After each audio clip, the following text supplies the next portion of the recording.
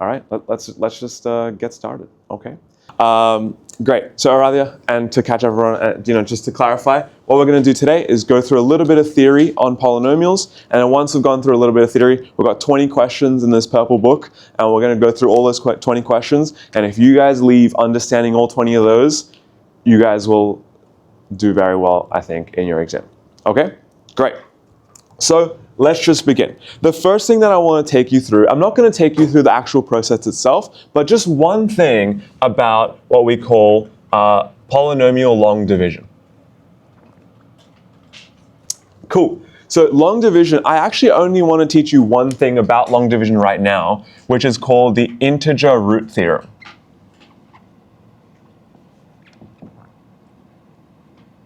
All right. Can anyone tell me what that is, what that means? What is the integer root theorem? Have you guys heard of that? You might actually know it, but you might not know the name for it. Because me personally, I never knew it was called that. Okay? So the integer root theorem is whenever you have some very, very long polynomial, like let's give an example one, x cubed plus 16x squared minus 3x plus 36. All right? Something like this. If you have something like this, and the question says, you're going to have to fully factorize it, do polynomial long division or whatever.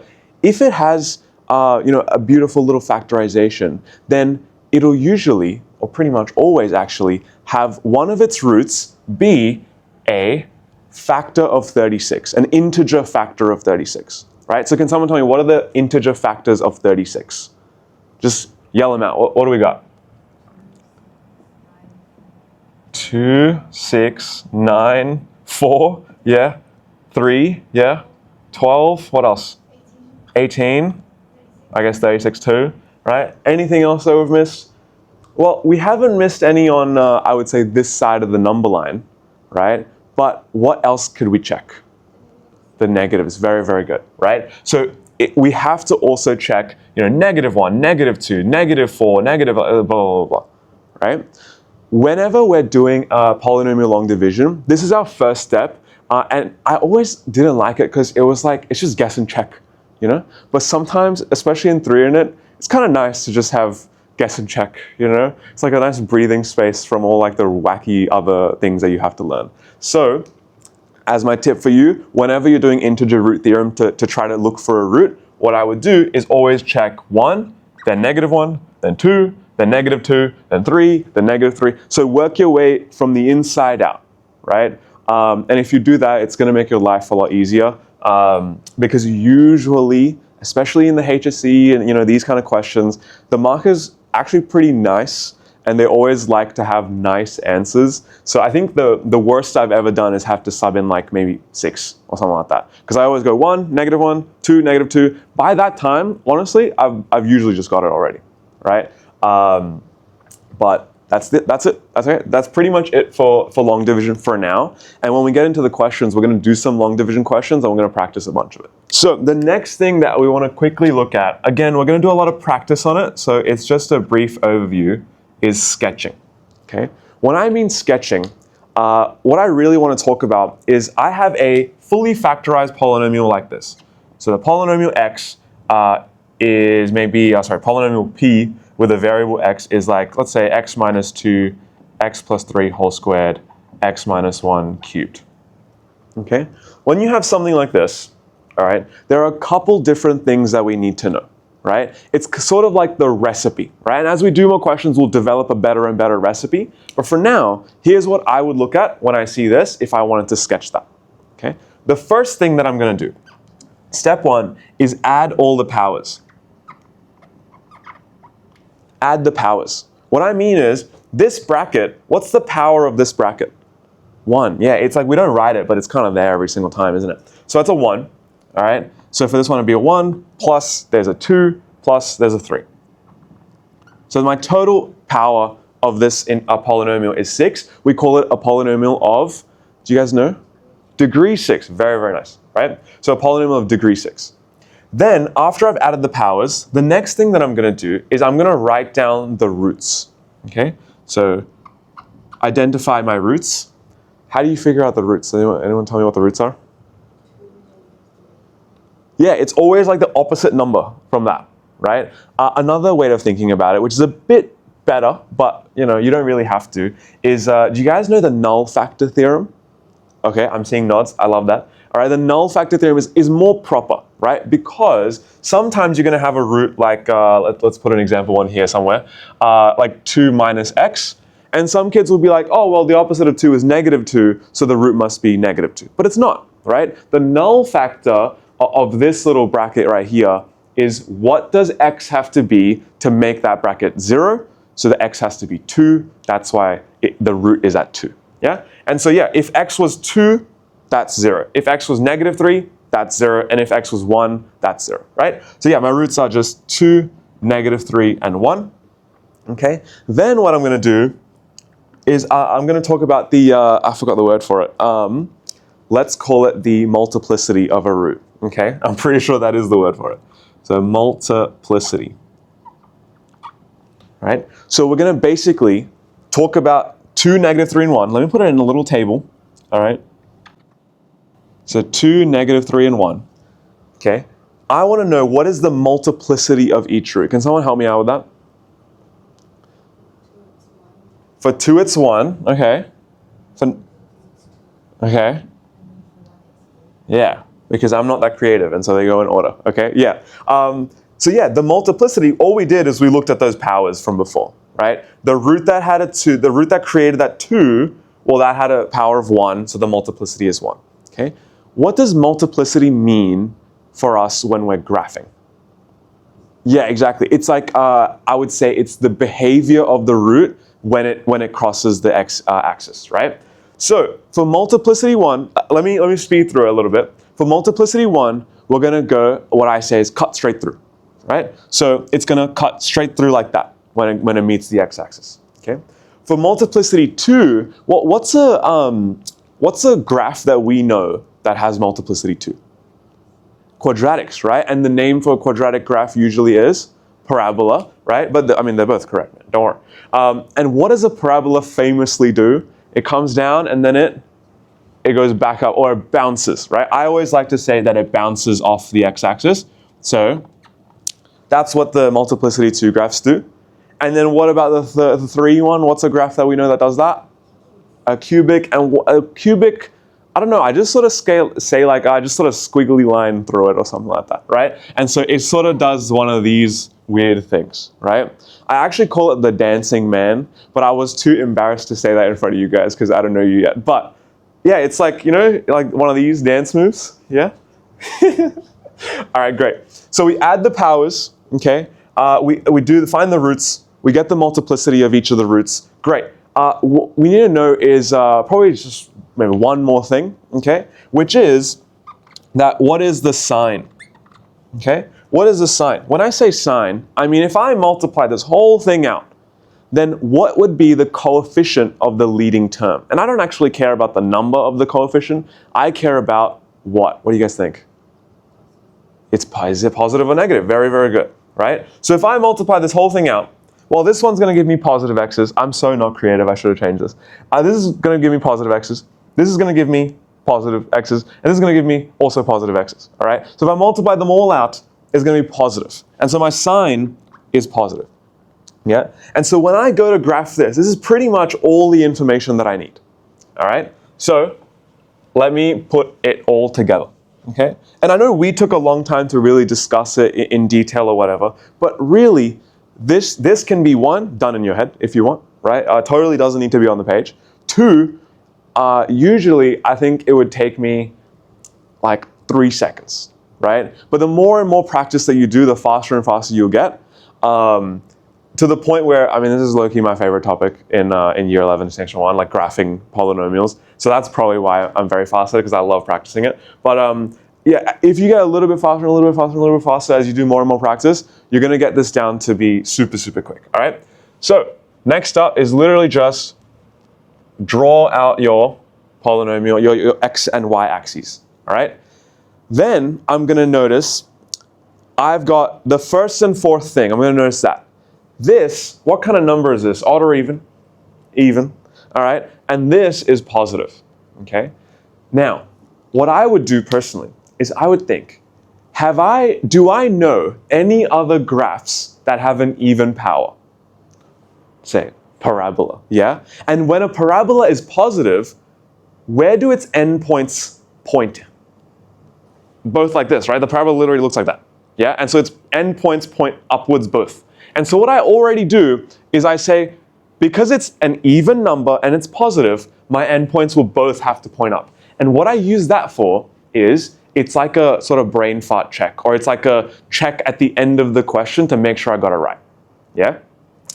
But I don't really worry about that too much. If you don't want to remember like that, another really, really easy way is take this, put it in your calculator, sub in a really, really big negative number, see what direction x is going in, whether it's going that way or that way, and then sub in a really positive number, see which direction x is going in, is it really big or is it really negative?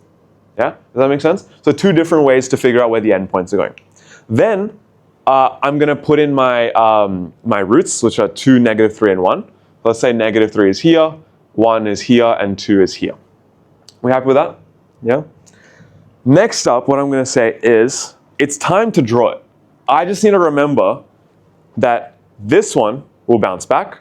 The next one across on the x-axis is the 1. That one is gonna do a squiggly line through. And then the last one, which is this 2 over here, is gonna cut straight through, yeah? So here we go, all right? This is, I usually rub this out on the whiteboard because I never know when to start from. So I come down, at -3 I bounce back, then I do a weird squiggly line through, and I cut straight up, and I connect the dots, and that's it, okay? And did we end up pointing both directions up?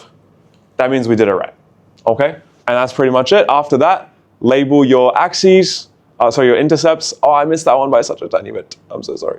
All right, label your intercepts. You can also label your y-intercept if you want to be a really great student. And in order to get your y-intercept, what do you guys do? X is 0, very, very good. So if x was 0 here, that would give us -2. If x was 0 here, it would be 3 squared. And if x was 0 here, it would be -1 cubed. So -2 times 9 is -18. Times -1 is +18. And look at that, it is in the positives, and so that's another way we can check that we got everything right, yeah? If that ended up being a negative number, I would have been like, oh god, like something went wrong, you know? So guys, the next thing that I really quickly want to talk about is something that I hope everyone is pretty on board with, which are the factor theorems and the remainder. Oh, so sad, I don't like that. Let's do it again. Let's call it the factor plus remainder. Okay. So factor and remainder theorem. All right. Yikes. Handwriting is not on point today, but all good. All right.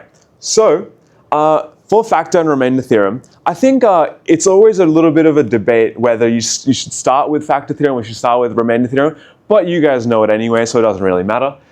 Can someone tell me what is the factor theorem? Okay, how about this, all right? If I said, let's divide px by x minus 1, you know, and I was asking what is the Rx? What is Rx? Remainder, yeah, very good, right? So if px was divided by x minus 1, what is the remainder? How would you do that? Yeah, sub in x equals 1. Why 1 though? Because isn't that x minus 1? So where did the 1 come from?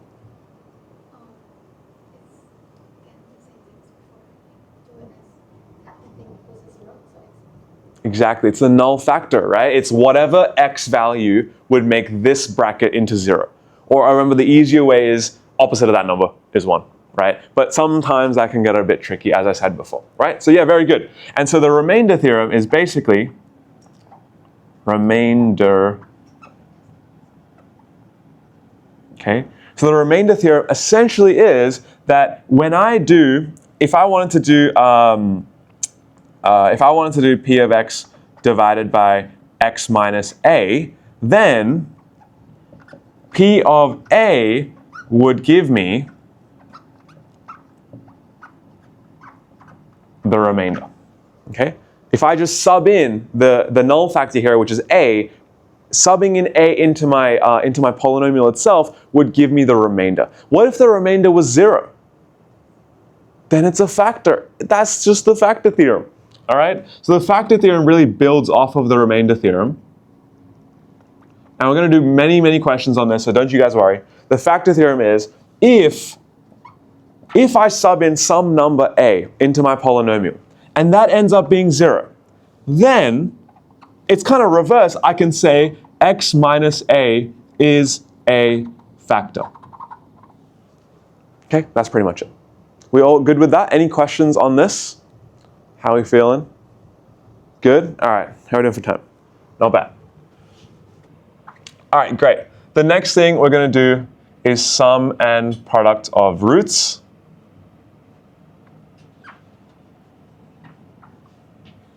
One second. So if the polynomial is like ax squared, let's do a bit more. Let's do cubed plus bx plus c, right? Then the rule that we can make, and this is what I love doing. I love writing alpha and beta and stuff. Then the rule is that if I have roots at alpha and beta, it's a cubic, so I must have 3 roots, right? Alpha, beta, and gamma. Then, can someone tell me what is the first rule that we know? Yes, and I love that you said it that way because I feel like not many people think about it like that, but you totally should. 1 at a time, if you sum them, so what do you get? What's right? Yeah, negative b on a. Negative b on a, right? And so this is, we're adding them 1 at a time, as you said, right? And any time you add them 1 at a time, it's always negative b on a, like every single time, all right? But if I added them 2 at a time, which means I just have to make pairs, right? Have you guys done combinatorics yet? Perms and coms? Okay, bless your souls, you're so lucky. All right, well, if I did them 2 at a time, well, the pairs would be, I can make a pair of alpha, beta. I can also make a pair of alpha, gamma. And the final pair I can make is beta, gamma. And if you do them 2 at a time, I don't care if we're talking about cubics or quartics or quintics or whatever, right? 2 at a time will always be what? C over A. Very good. Right? And then, if you follow this pattern, if I do them 3 at a time, and there's only one way to do these 3 at a time, it's just all together, right? If you do them 3 at a time, well, 3 at a time will always be B, C, D, right? So it's going to be D on A, but negative, positive, negative. So it's going to be minus D on A, right? That's literally it, all right? So let me apply this to also, real quick, what if it was just a quadratic?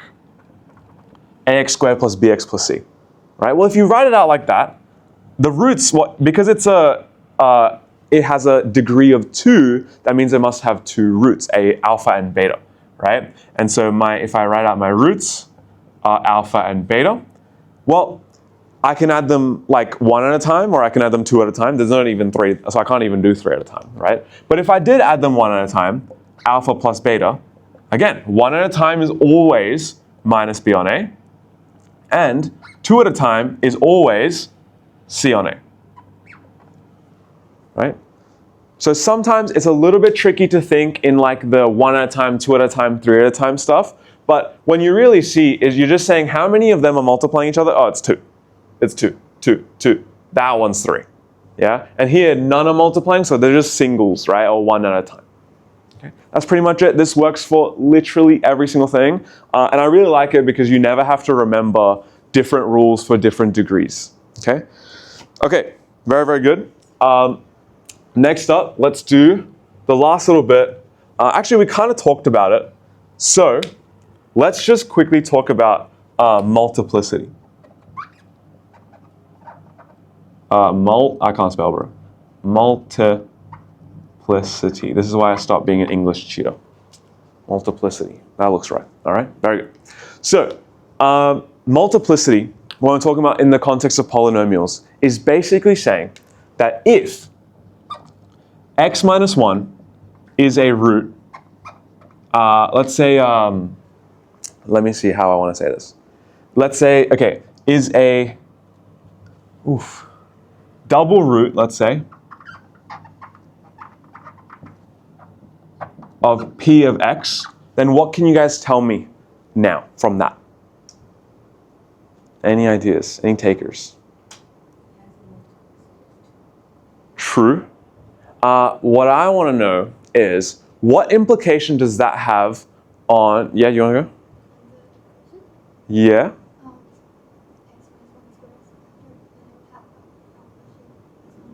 True, similar things. But what implication does this have on the derivative of p of x?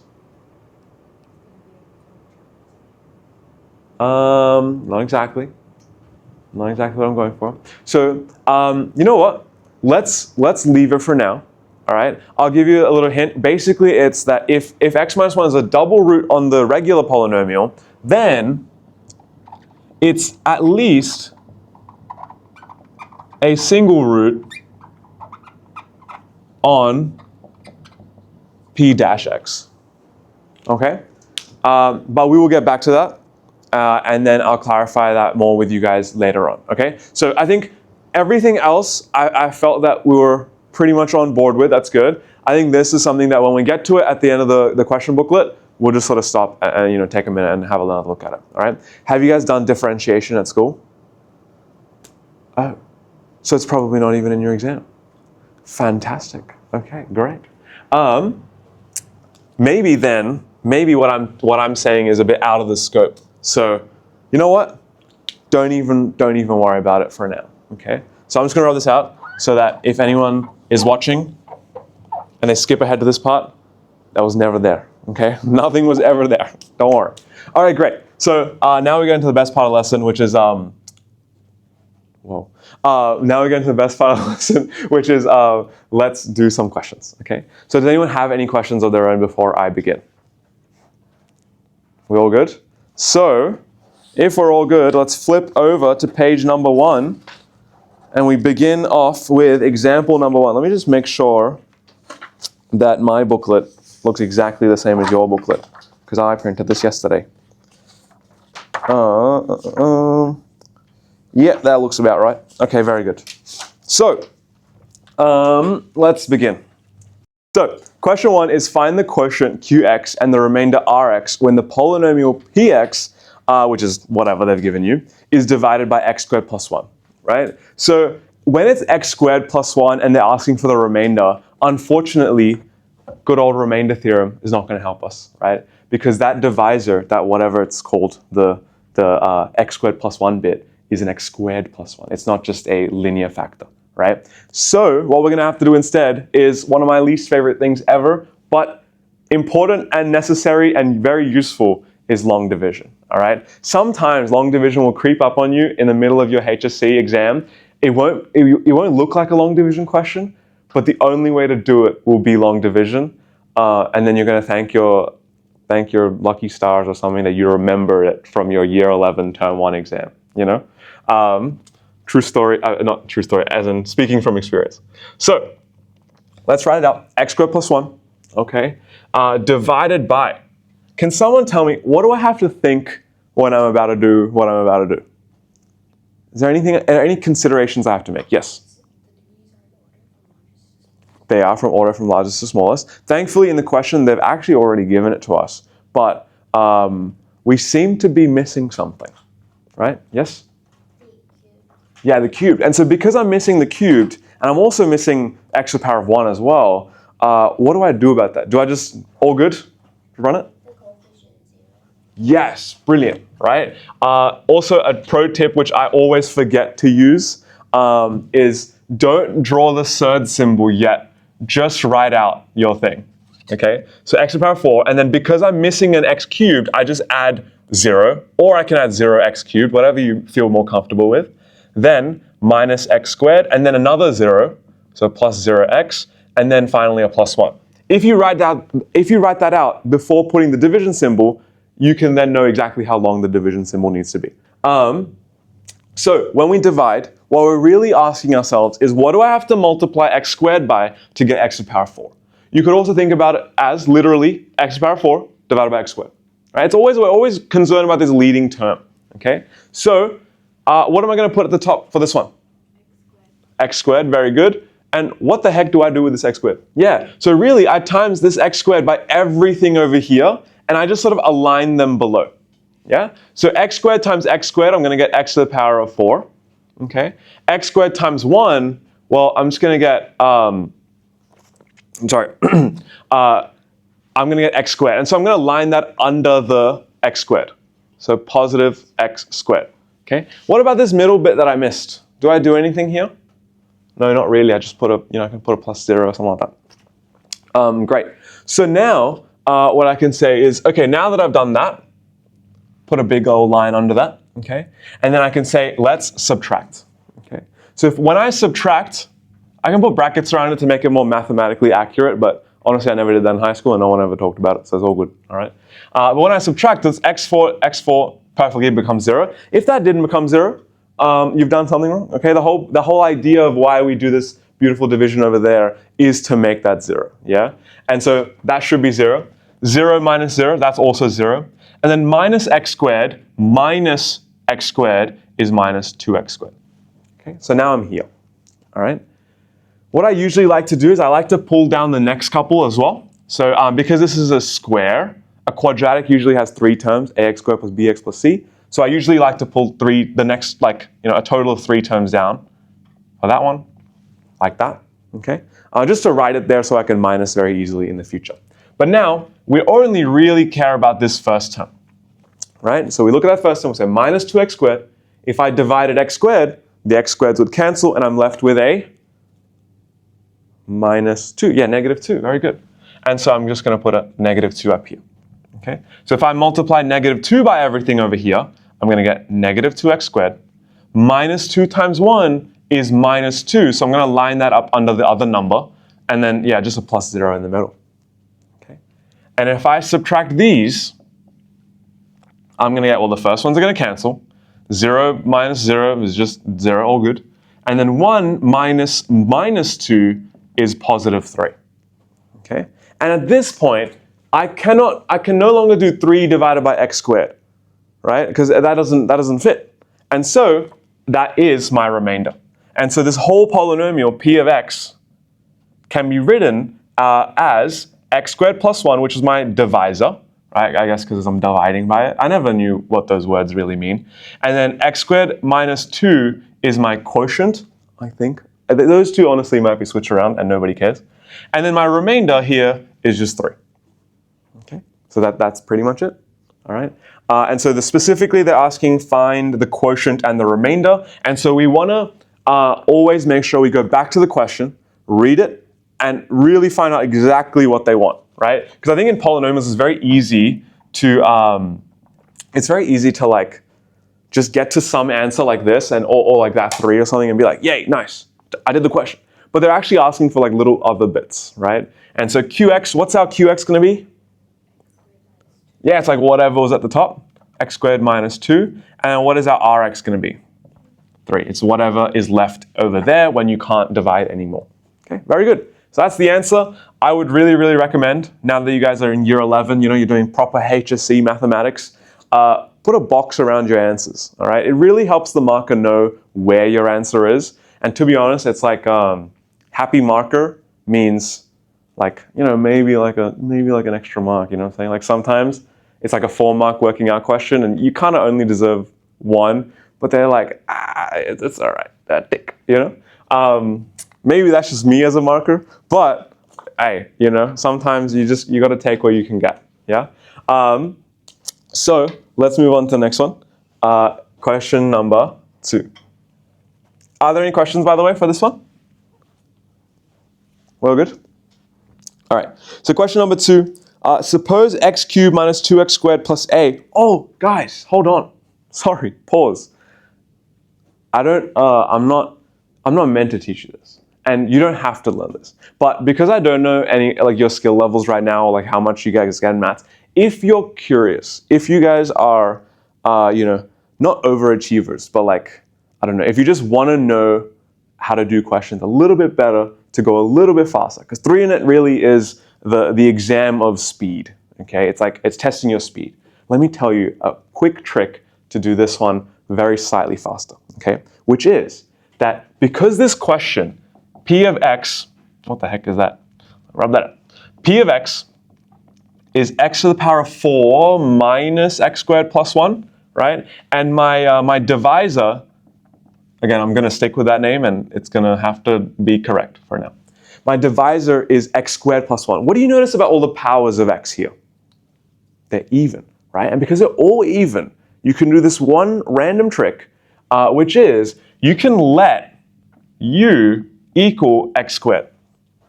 Okay? And if you let u equal to x squared, you're going to get p of x being u squared minus u plus 1. Okay? Then you're going to get d of x being u plus 1.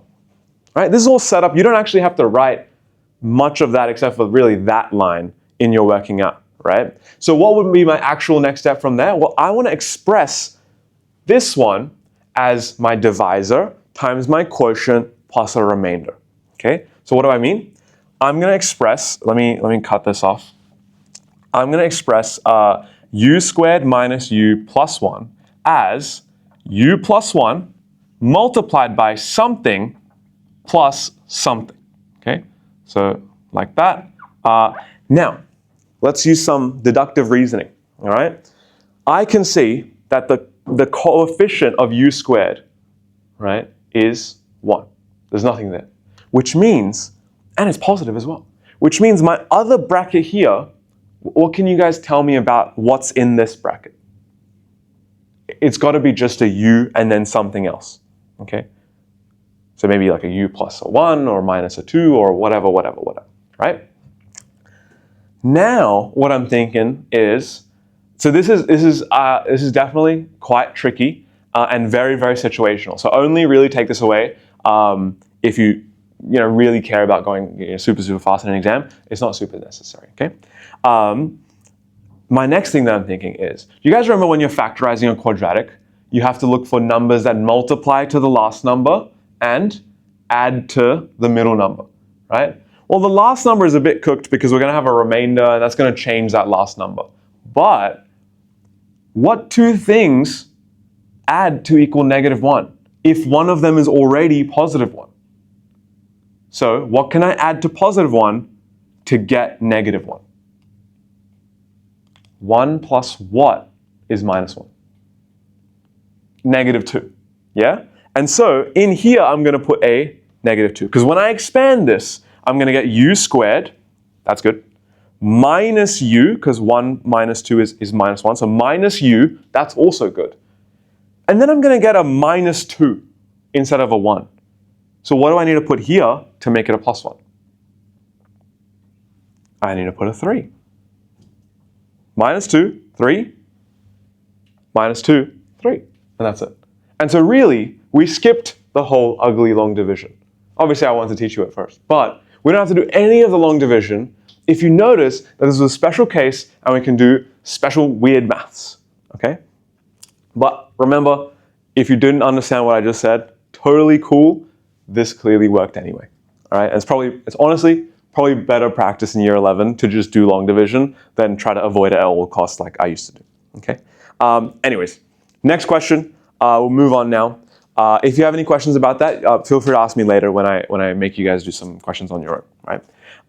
So example number 2 is, we've got x cubed minus 2x squared plus a, and we've said that that's equal to x plus 2 times q of x plus 3, where q of x is some polynomial, and we need to find a. Okay? Guys, this form really only has one strength. I low-key really don't like this form of writing of a polynomial. Which is why I like the sum and products of roots part better, because it doesn't have this thing. But it has one strength, right? And that strength is, when you find the null factor and you sub that null factor in, this whole bit just disappears. And there are going to be so many questions today where we see it disappear, yeah? And so, what I'm looking at that, I'm going, if I just subbed in a -2, if I subbed in x as -2, would that not completely make that 0? And if it was 0 times q of x, would that not make the whole thing 0? Right? So what we're going to do is we're going to let x equal to 2. Okay? So if I let x equal to 2, what I'm going to get is, sorry, my apologies, not 2, -2, right? Because that's the null factor over there, -2. If I let x equal -2, then my left-hand side is going to be -2 cubed minus 2 times -2 squared, plus the a is equal to, okay, I sub in -2, so -2 plus 2 times q of -2 plus 3. Okay, that's my whole line, all right? If you write that line, your marker will be like, wow, this kid, great, right? Very, very methodical. Then let's expand the left-hand side. So I get -2 cubed is -8. -2 times -2 squared, it's actually also -8. And then the plus a I can't do anything with, okay? On the right-hand side, this is what happened, right? -2 plus 2 is just 0, okay? 0 times q of -2. Well, remember, 0 times anything is always 0, so we don't really have to worry about that part, okay? Let me simplify. So I've got a minus 16 is equal to just 3, because again, that part goes away. And then if a minus 16 is 3, a is equal to 19. And then you can box that up. However, is that what they wanted? Yes, find the value of a. That's what they wanted. Okay, so yeah, box it up, and that's all done. Are there any questions?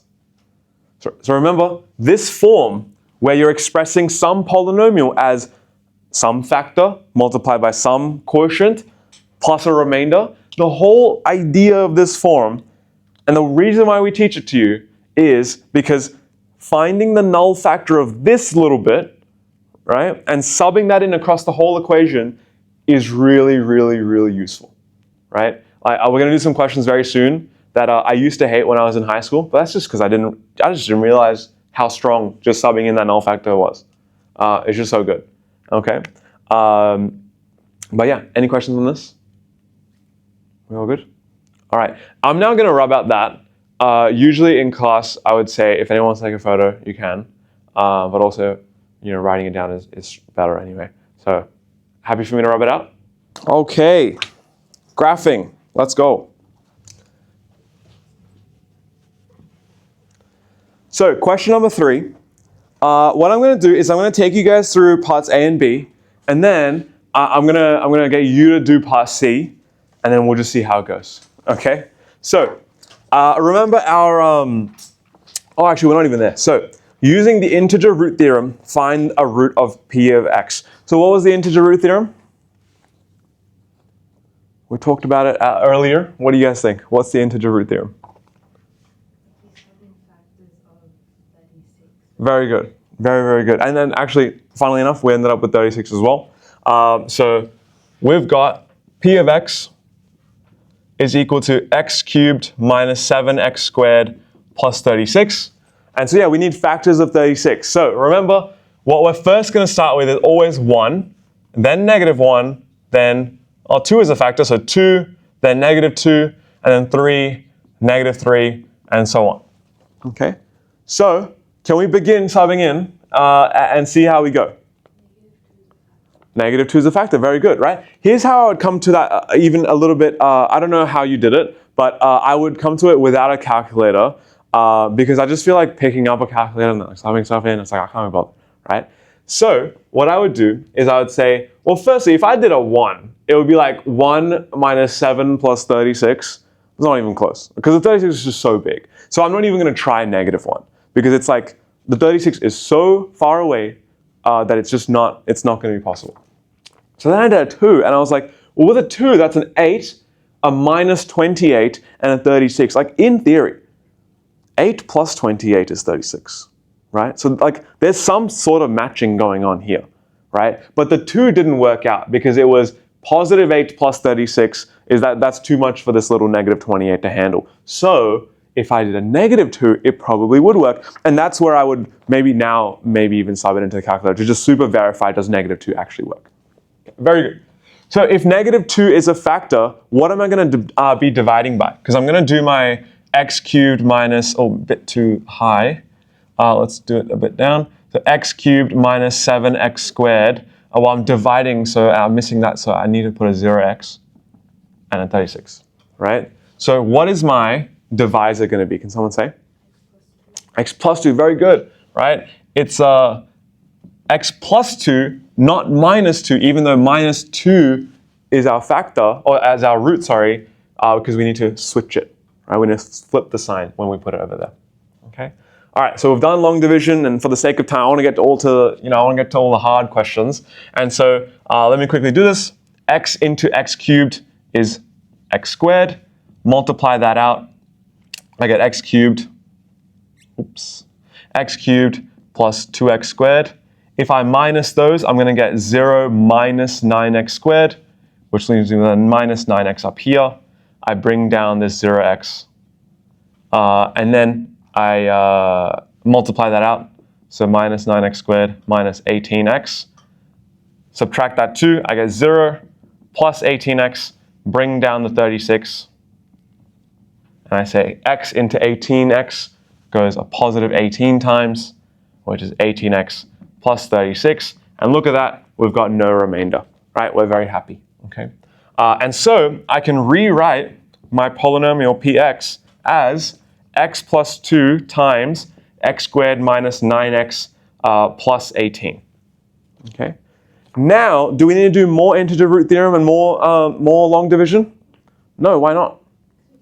Exactly, we're super smart and we can factorize, right? And so, can someone tell me how do you factorize this?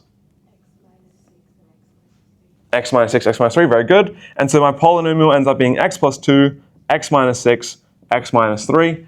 You can write that in whatever order you want. Technically, probably should have put the minus 3 in the middle, but nobody cares except for me for some reason. But yeah, great. So we've figured out part A and part B, and we've fully factorized p of x, okay? And now the next part is to sketch it. So can you guys please give it your best go? Sketch p of x on this set of axes. So what we're going to do now is, let's do it. I have a couple things to say. Number one, the first issue that I saw was I don't want anyone to be sketching. I know it says sketch, but what I really means is like, you know, draw in one smooth line.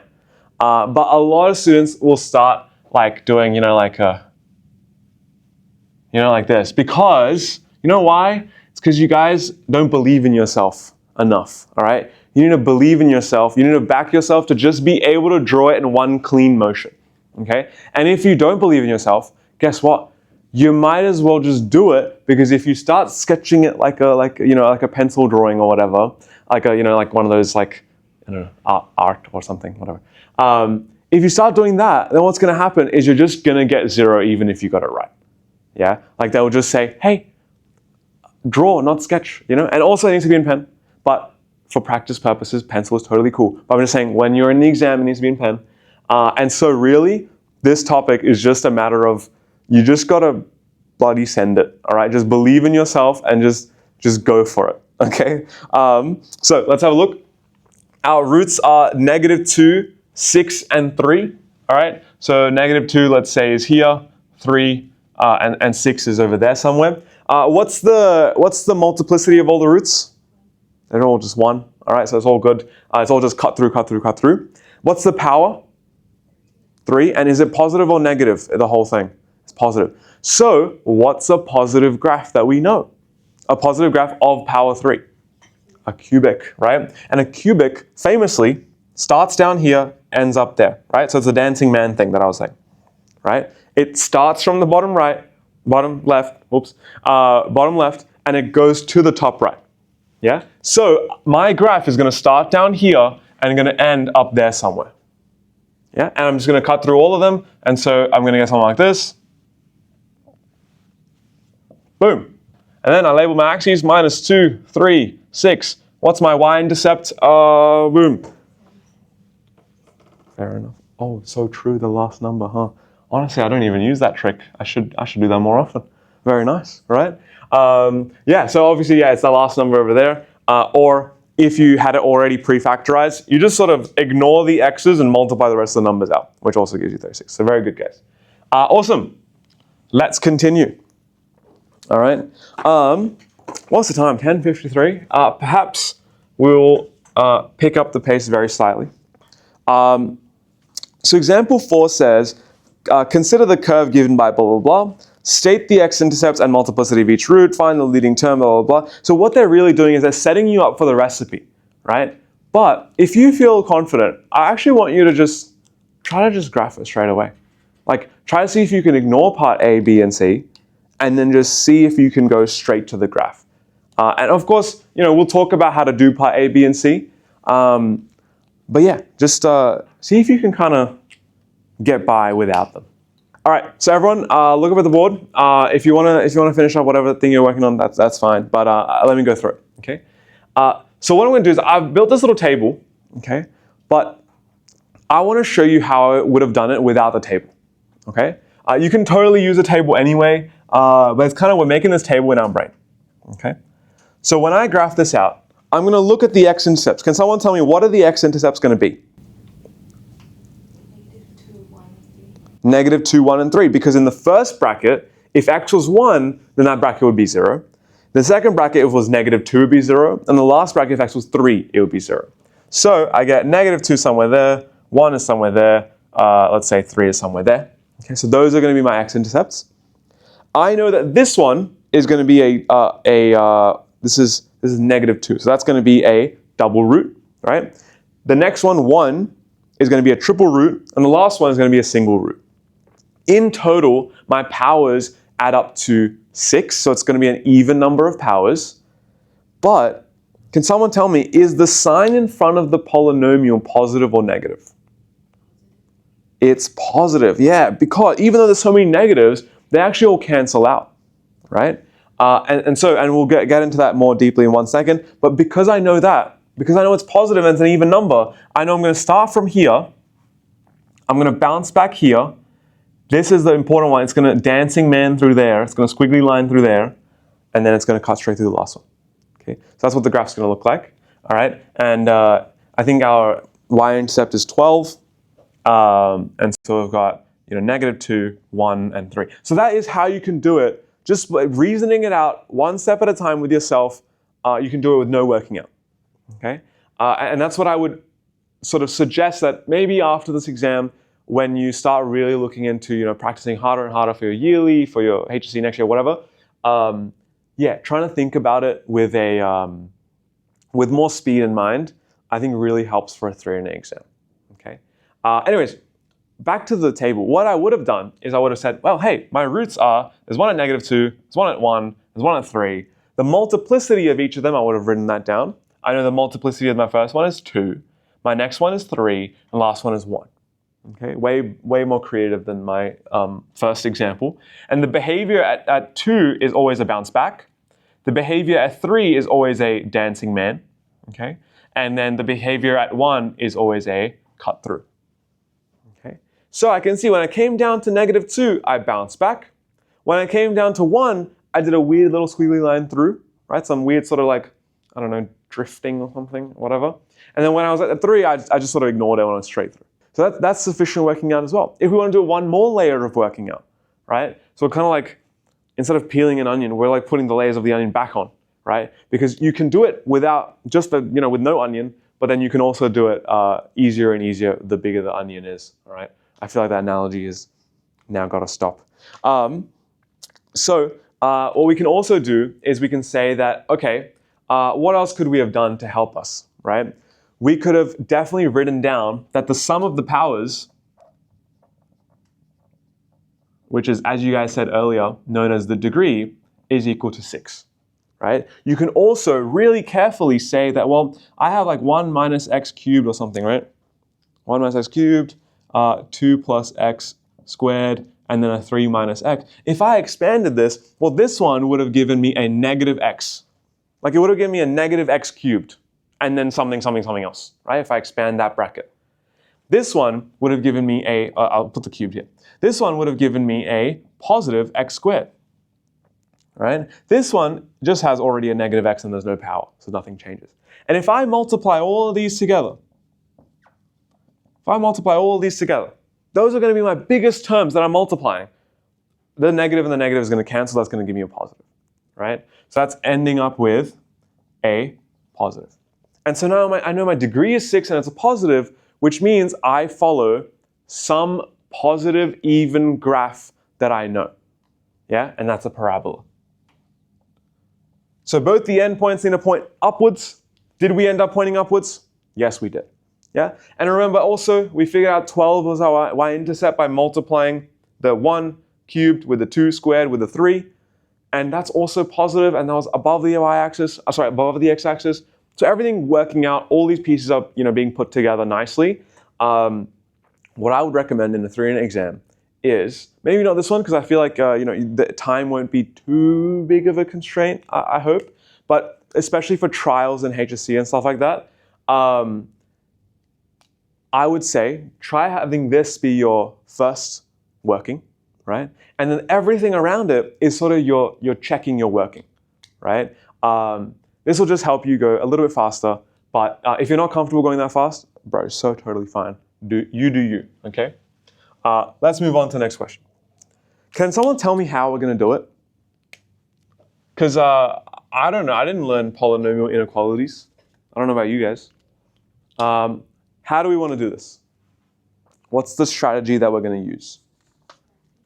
Yeah, graphing. Honestly, like the little title gives it away, doesn't it? But I'm sure you knew it anyway. 1 minus 2x whole squared, x plus 1 whole squared. And we have to solve for when that's greater than 0. Okay? So, when I look at this, I think of two ways, right? First one is, of course, graphing, right? We're doing polynomials, right? Which means we can probably just graph it and see when does this graph produce y values that are bigger than 0. Yeah? I think over the course of today, you will realize that I love like reading out an equation as a sentence because it really helps ground for me what am I looking for. Yeah? So let me read it again. When does this graph produce a y value that's bigger than 0? Yeah? All right, I got two ways to do it. There's a slow way and a fast way. All right, the slow way is to graph it. So if I graph this, I can see that I've got one root here at what? What do you guys think? What's my root going to be here? Half. Very good, right? So maybe like there or something. What about over here?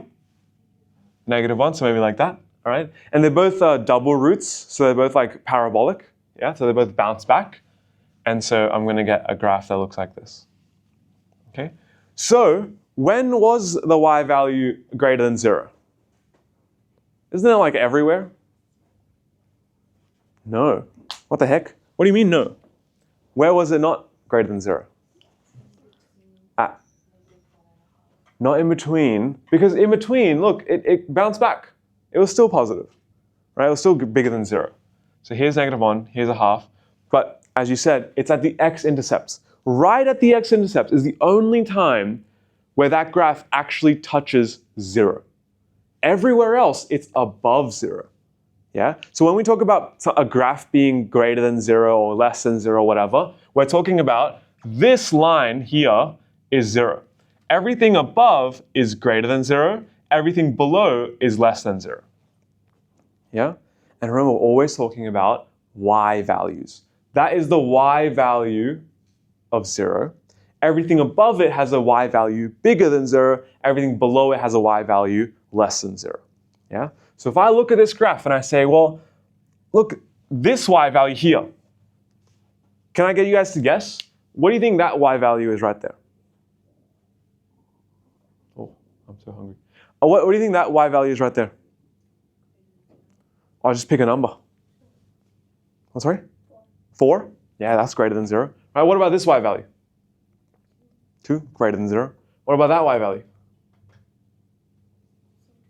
Also 2? Yeah, that's greater than 0. And 6, greater than 0. Over here is like a 1, that's greater than 0. Yes? Would the graph be a positive or a negative graph? Because if you take out, rearrange the first term, would it be like a negative at the front? Great question, right? The reason why it won't be negative is because it's a squared, right? And so when I look at 1 minus 2x whole squared, remember if you whole square, it's always a squared plus b squared, and then this is a minus, so minus 2ab, right? Well, 1 squared plus 2x squared minus 2 times 1 times 2x, that's going to give us 1 plus 4x squared minus 4x. If I rewrite that, it's 4x squared minus 4x plus 1. And the first term is the one that we care about, and that's positive. Yeah? So this one's positive. That one's just both positive numbers, so that one's going to be positive as well. So I'm going to get a positive. So do you agree with how the graph looks now? Yeah, happy? Good.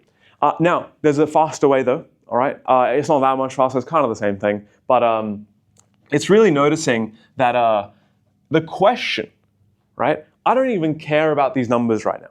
The question is something, let's call it a triangle, squared, multiplied by something, let's do a star, squared. And we're trying to figure out when this is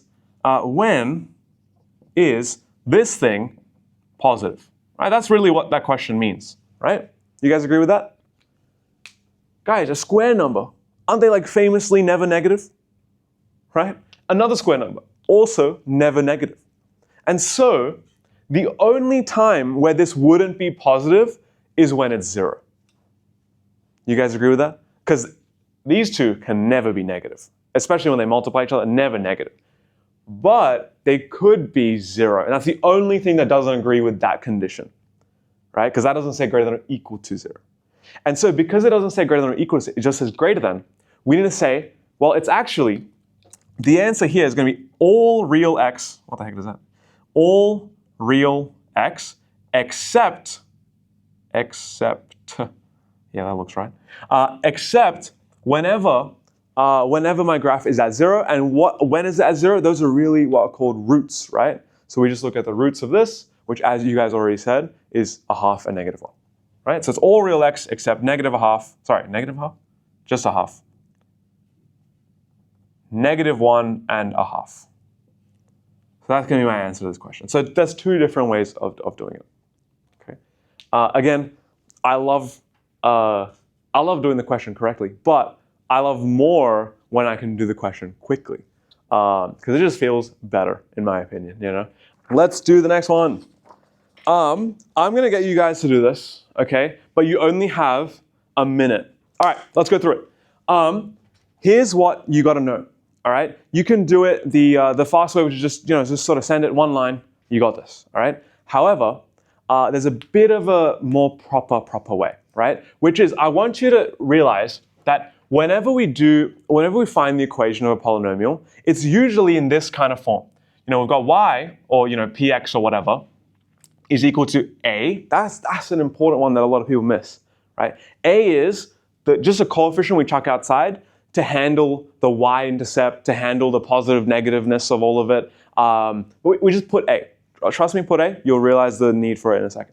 Then we're going to put x minus a to the power of whatever power, x minus b to the power of whatever power. So then we put all of our things that all of our factors. All right. You don't have to write that really if you want, but I'm saying this is the form that we're going to get into. Okay. So let's begin. All right.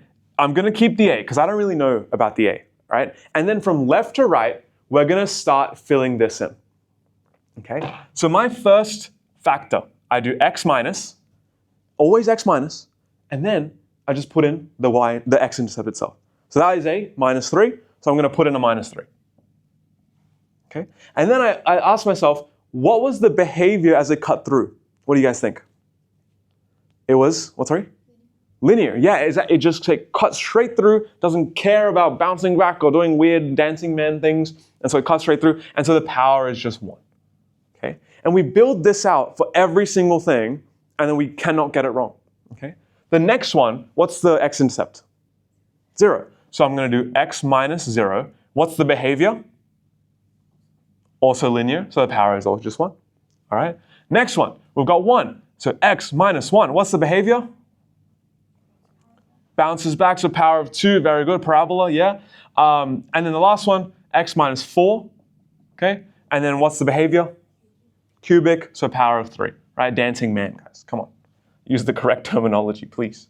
So yeah, and then I go, let me simplify that all out. So I get a times x minus 3, x minus 0, that's just x, right? So we put that in the best possible place, which is right next to the a. Right next to the a. Then I put the rest in, so x minus 3, x minus 1 squared, x minus 4 cubed. We're almost at the finish line already. Yes? Oh my God, you're so right. Thank you very much. Minus is a plus, rookie mistake. Fantastic. So now I need to figure out what is a. All right. Now there are 3 ways you could go about it. Number 1. There are 3 things that you could take into consideration, okay? Number 1 is the endpoints, okay? So let's quickly look at the power. Well, the degree of this polynomial is 1 plus 1 plus 2 plus 3. Yeah, because remember there's a hidden 1 up here. So 1 plus 1 plus 2 plus 3, that's 7, right? Which is an odd number, so it should be dancing man, right? But this man is dancing in the opposite direction. Because usually a cubic, which is an odd one, usually goes like that. A positive cubic goes like that, but a negative cubic goes like that, right? So we don't want this one. We want a negative cubic, which means we must be a negative polynomial. So I know A is going to be less than 0. The next thing that you take into consideration is you take into consideration the y-intercept. Because sometimes they'll give you the y-intercept and they'll want you to correct your A to perfectly hit that y-intercept, right? So right here, if the y-intercept was, let's say, 24, okay, let's say you didn't have this x in here so that there wasn't an origin, wasn't an x-intercept. If the y-intercept was 24, I look at this and I'd be like, okay, well that's, it can't be 24 because that's 4 cubed. Okay, it's gonna be very difficult, but all you gotta really do is you gotta multiply out these numbers, and if it's a square, you square, if it's a cube, you cube it, and you say, what number do I end up with? Or whatever number you end up with, that's usually your y-intercept. But I need to shrink it down or expand it to meet the y-intercept that they want in the question. So that's what A is also good for. In this question, it doesn't matter.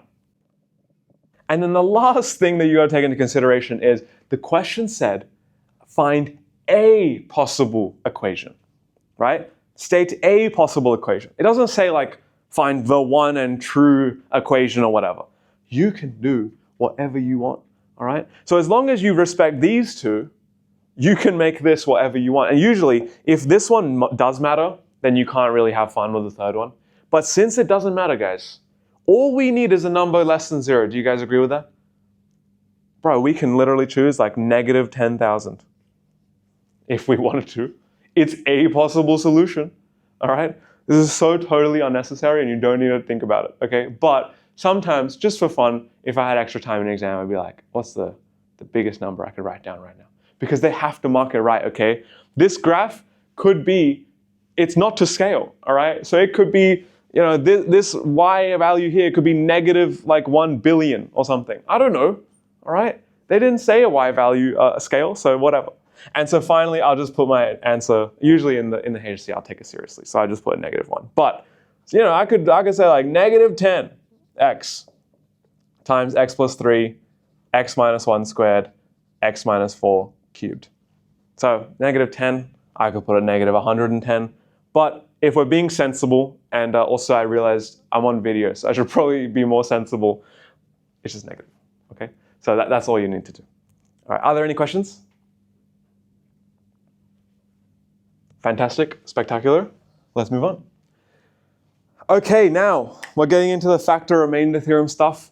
Not my favorite, but we got to do it, So question 7. Okay, you guys know my name now. I need this space. So question 7 is calculate the remainder when p of x, which is blah, blah, blah, is divided by x minus 1. Can someone yell out, how do we do that? Factor theorem, close, but it's the other one. Yeah, it's kind of the same thing, isn't it? Like they're all connected, but specifically because we're looking for the remainder, we're going to use the remainder theorem. So what do I have to sub in? Yeah, 1, right? Because I want to divide this by x minus 1, and so I have to sub in the opposite, which is the null factor of x minus 1, which is just 1. And so p of 1 is 1 cubed minus 4 times 1 squared plus 7 times 1 minus 1. I think that ends up being positive 3 or something. Yeah? Let me just check my answers. Yeah, positive 3. So therefore, they ask for the remainder. I'm going to give it in a really nice form, which is I'm going to say r of x is going to be 3. All right? You can also just write remainder is equal to 3. But I just want you to have always one final succinct answer that you can put in a box and you can say, hey, I did the question. Look, right? And that really helps the marker just go, tick, tick, tick, tick, tick. Very nice. Okay, cool. Move on. All right? Great.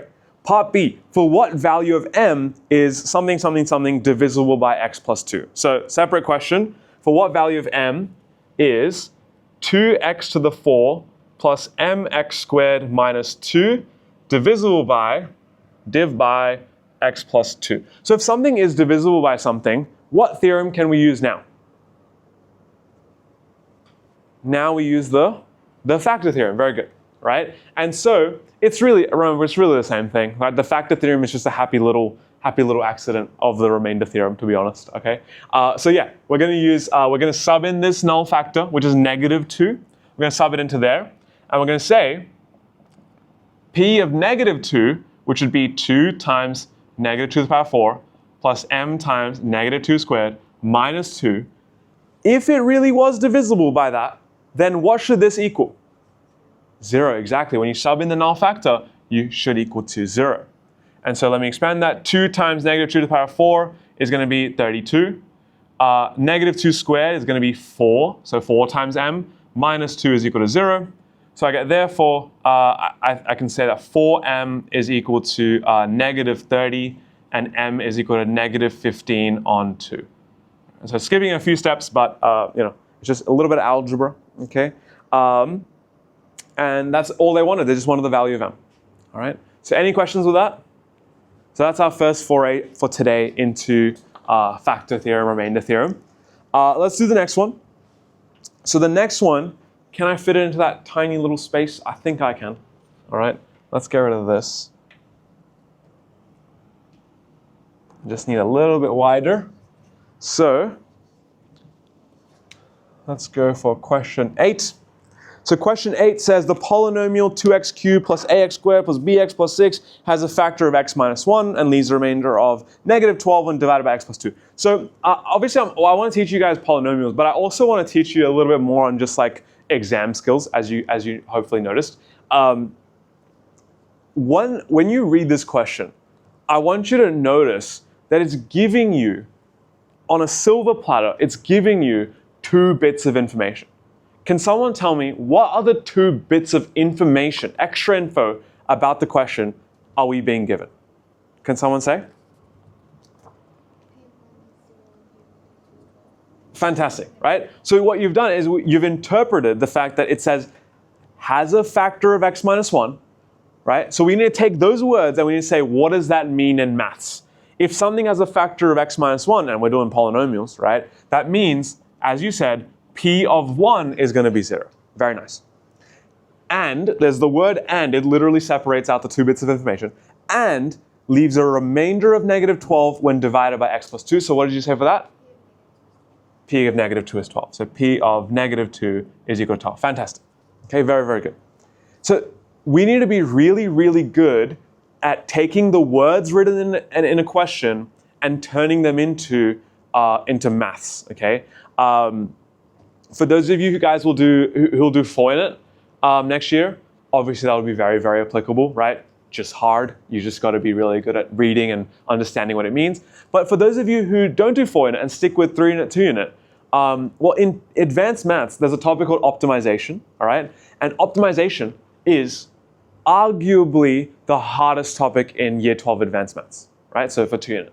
And the entire difficulty comes from the fact that most kids are not able to read sentences on a page and turn them into maths equations in their workbook, right, or in their working out. And if you guys can get really good at that, it's very, very, very good skill to have, right? But anyways, back to the polynomials. If p of 1 is equal to 0, well then I can say that I'll just sub in 1 into my equation, right, into my polynomial. So I get 2 times 1 cubed plus a times 1 squared plus b times 1 plus 6, well, that's all equal to 0, right? And so in the next one, I sub in -2, and I get 2 times -2 cubed plus a times -2 squared plus b times -2 plus 6, that's all equal to 12. Yes, -12. All right, great. That was a lifesaver. So great, now what we're going to do is we're going to simplify those terms, right? And we're going to move stuff around. So for the sake of time, here's one I prepared earlier, right? So you basically get, from the first equation, I'll just number these 2 equations.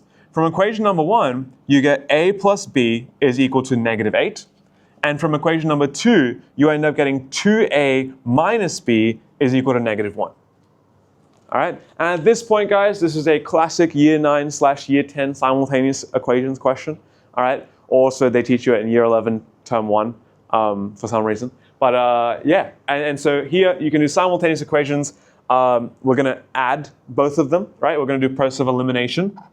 So equation number 1 plus equation number 2 gives me 3a is equal to -9, a is equal to -3, which means b is equal to -5.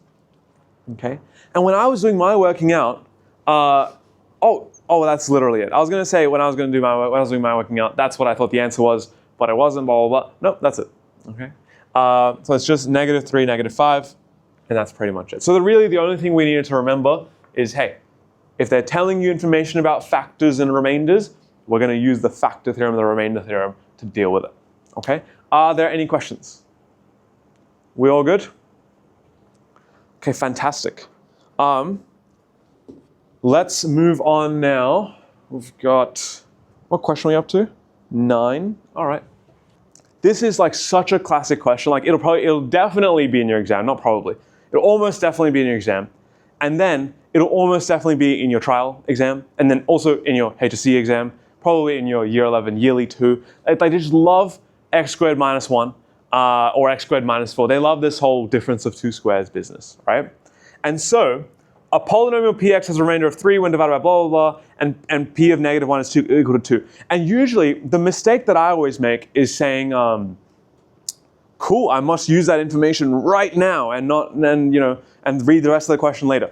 And that's the trap that I always fall into. But what we're going to do whenever we see this kind of question, all right? What we're going to do when we see this kind of question is we're going to rewrite the polynomial p of x as, we can rewrite it as x minus 1.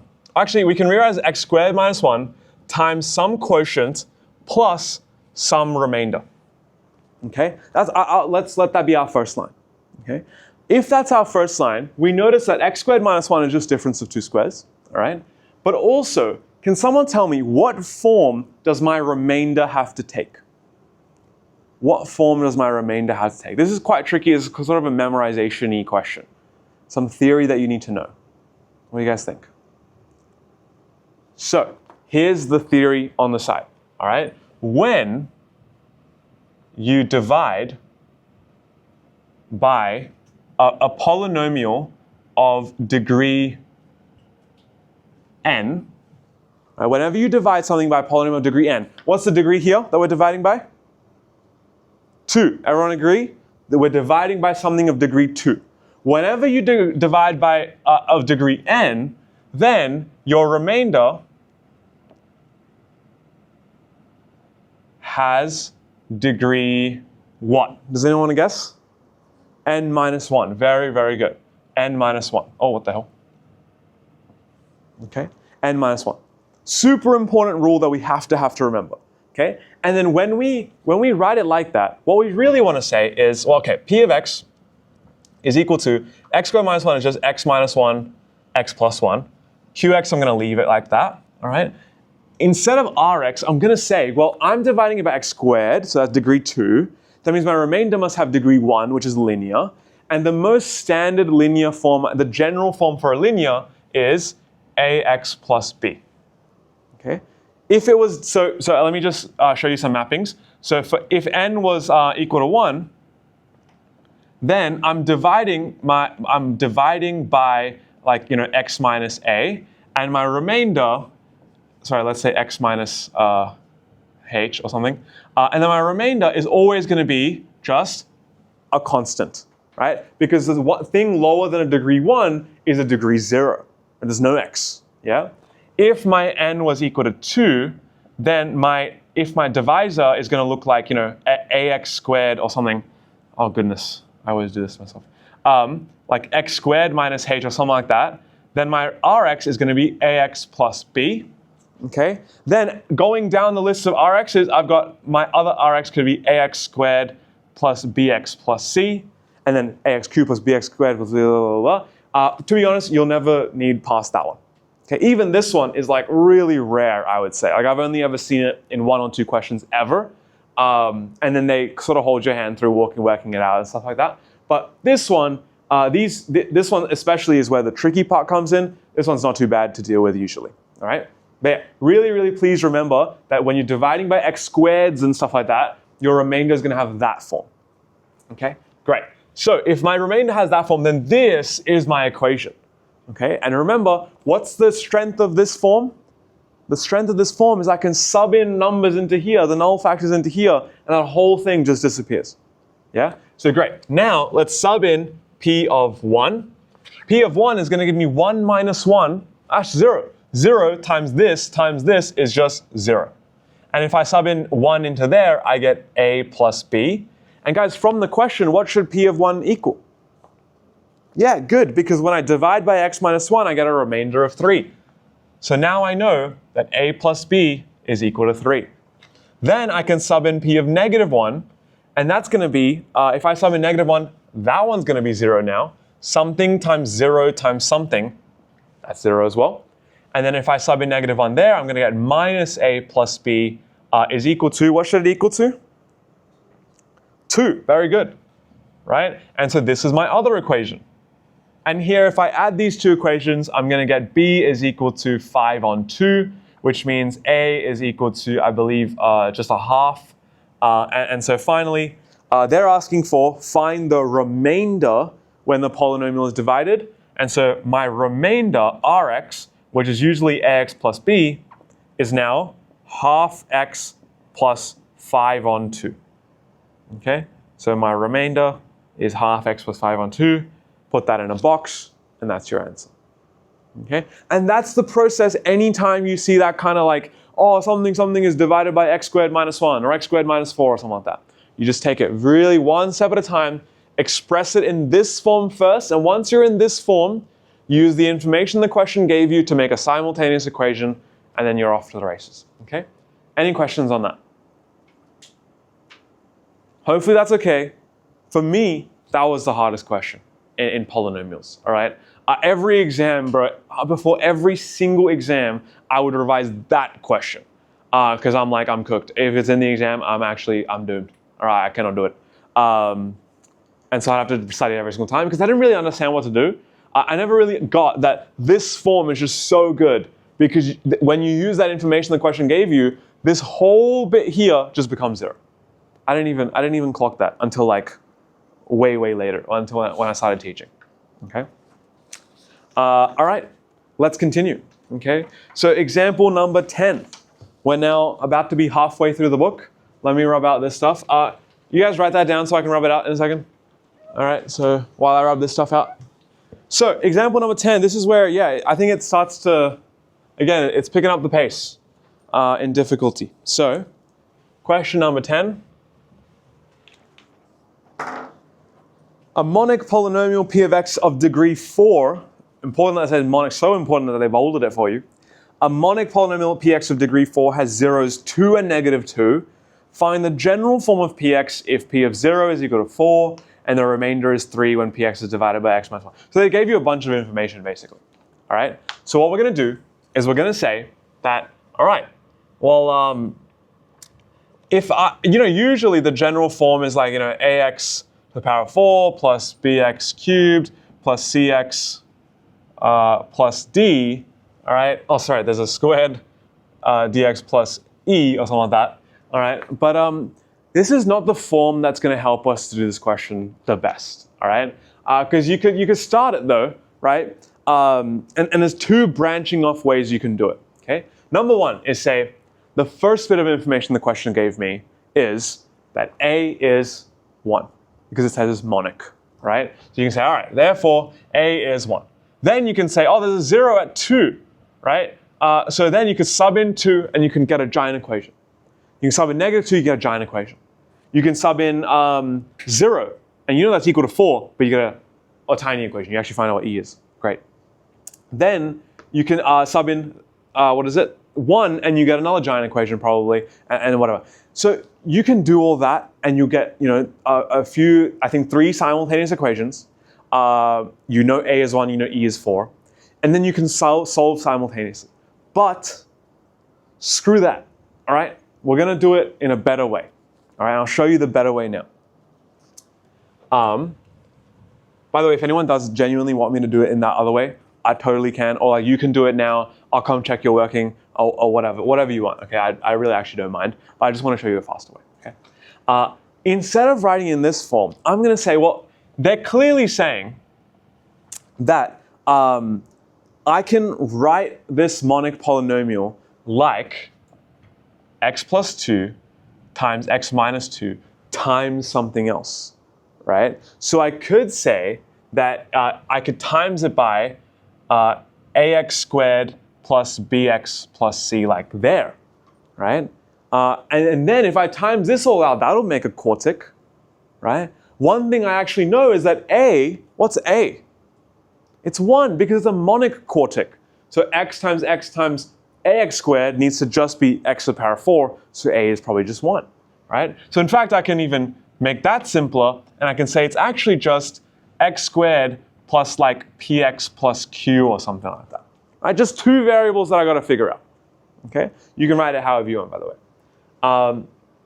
Then from here, I know that p of 0 is going to equal 4, and I know p of 1 is going to equal 3. Right?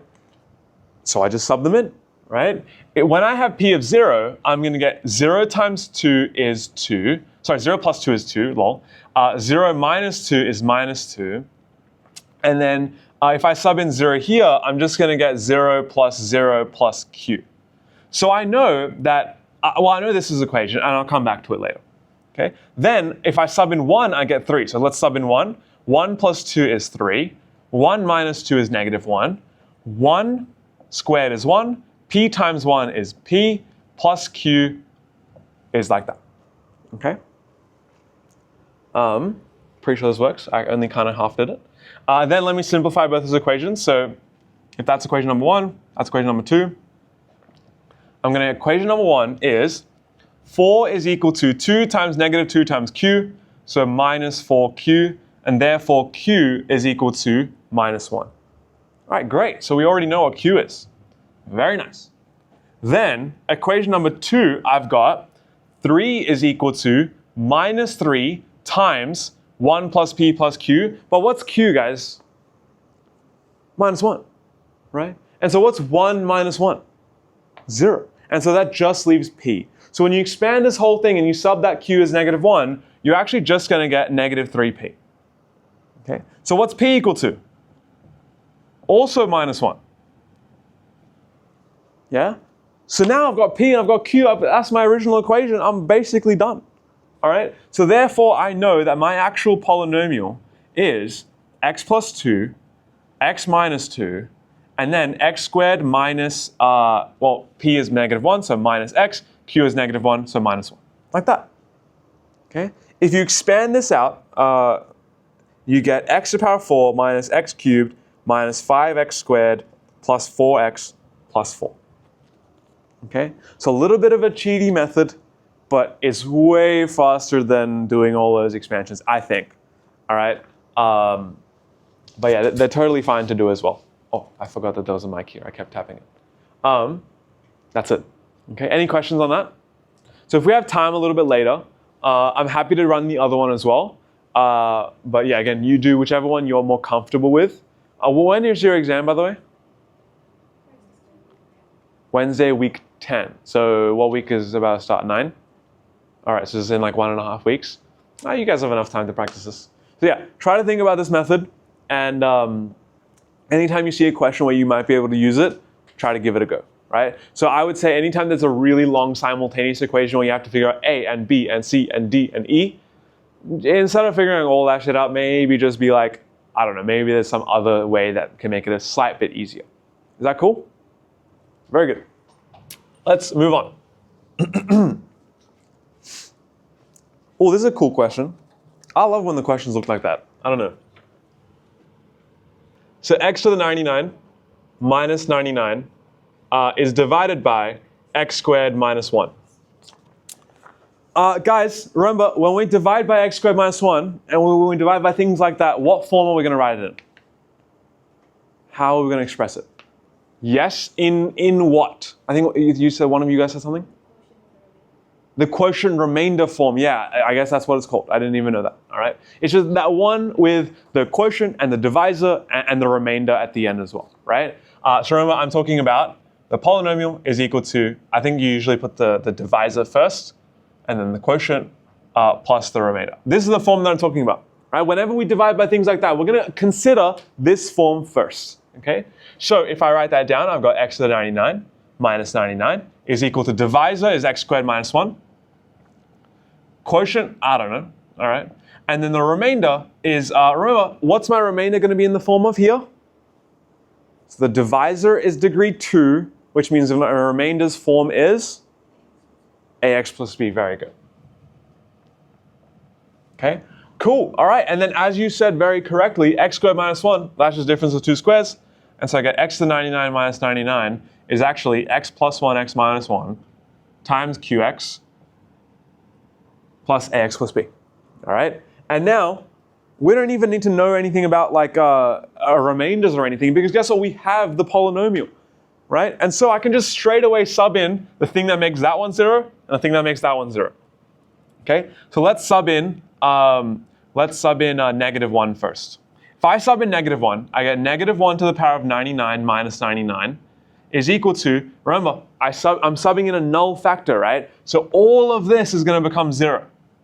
And then I sub in there, I get minus a plus b. Okay?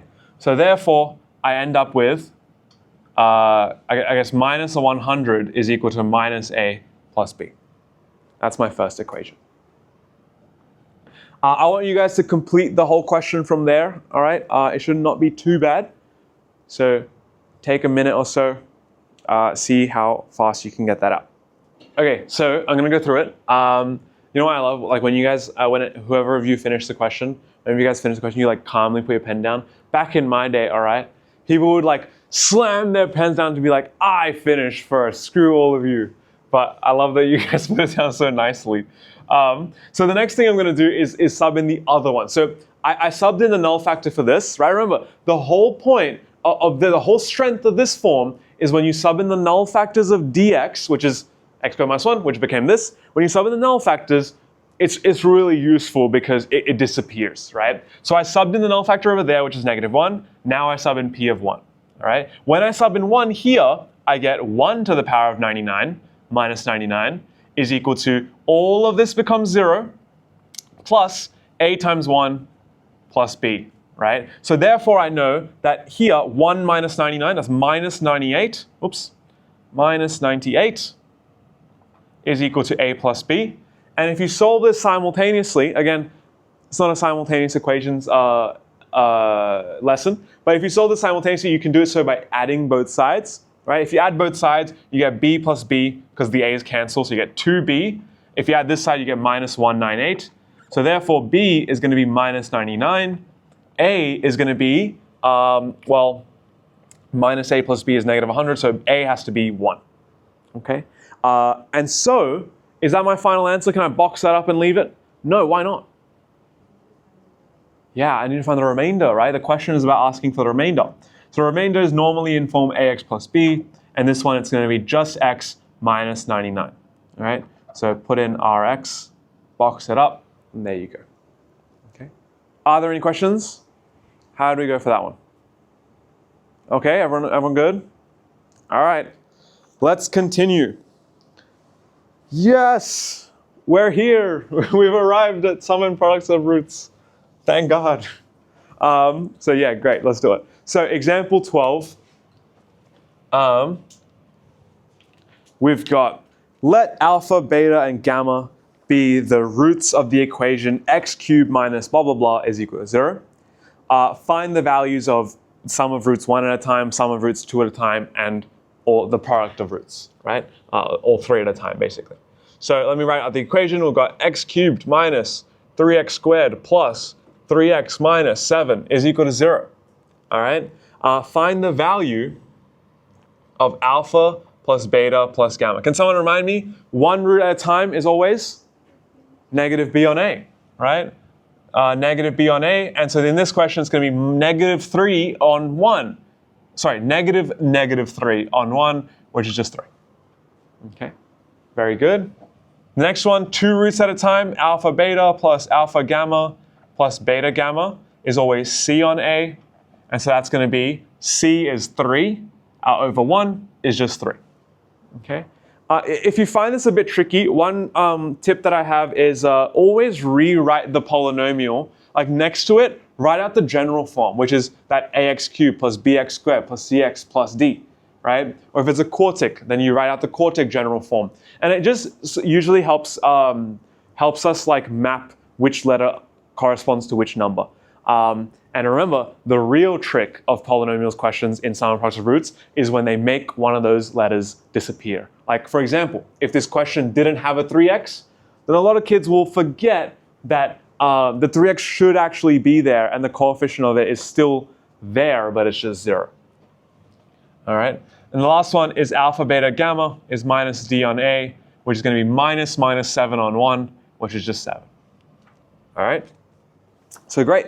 The next part is find the value of 2 on alpha plus 2 on beta plus 2 on gamma. So this topic of basically you find on the roots, usually most kids are okay with that, right? Like some kids are very good at it, some kids are all right at it, but I usually find that most kids can get these three not a too difficult way. But for some reason, and I mean it's totally valid, but for some reason, the next bit is really hard, which is the identities, like figuring out those identities.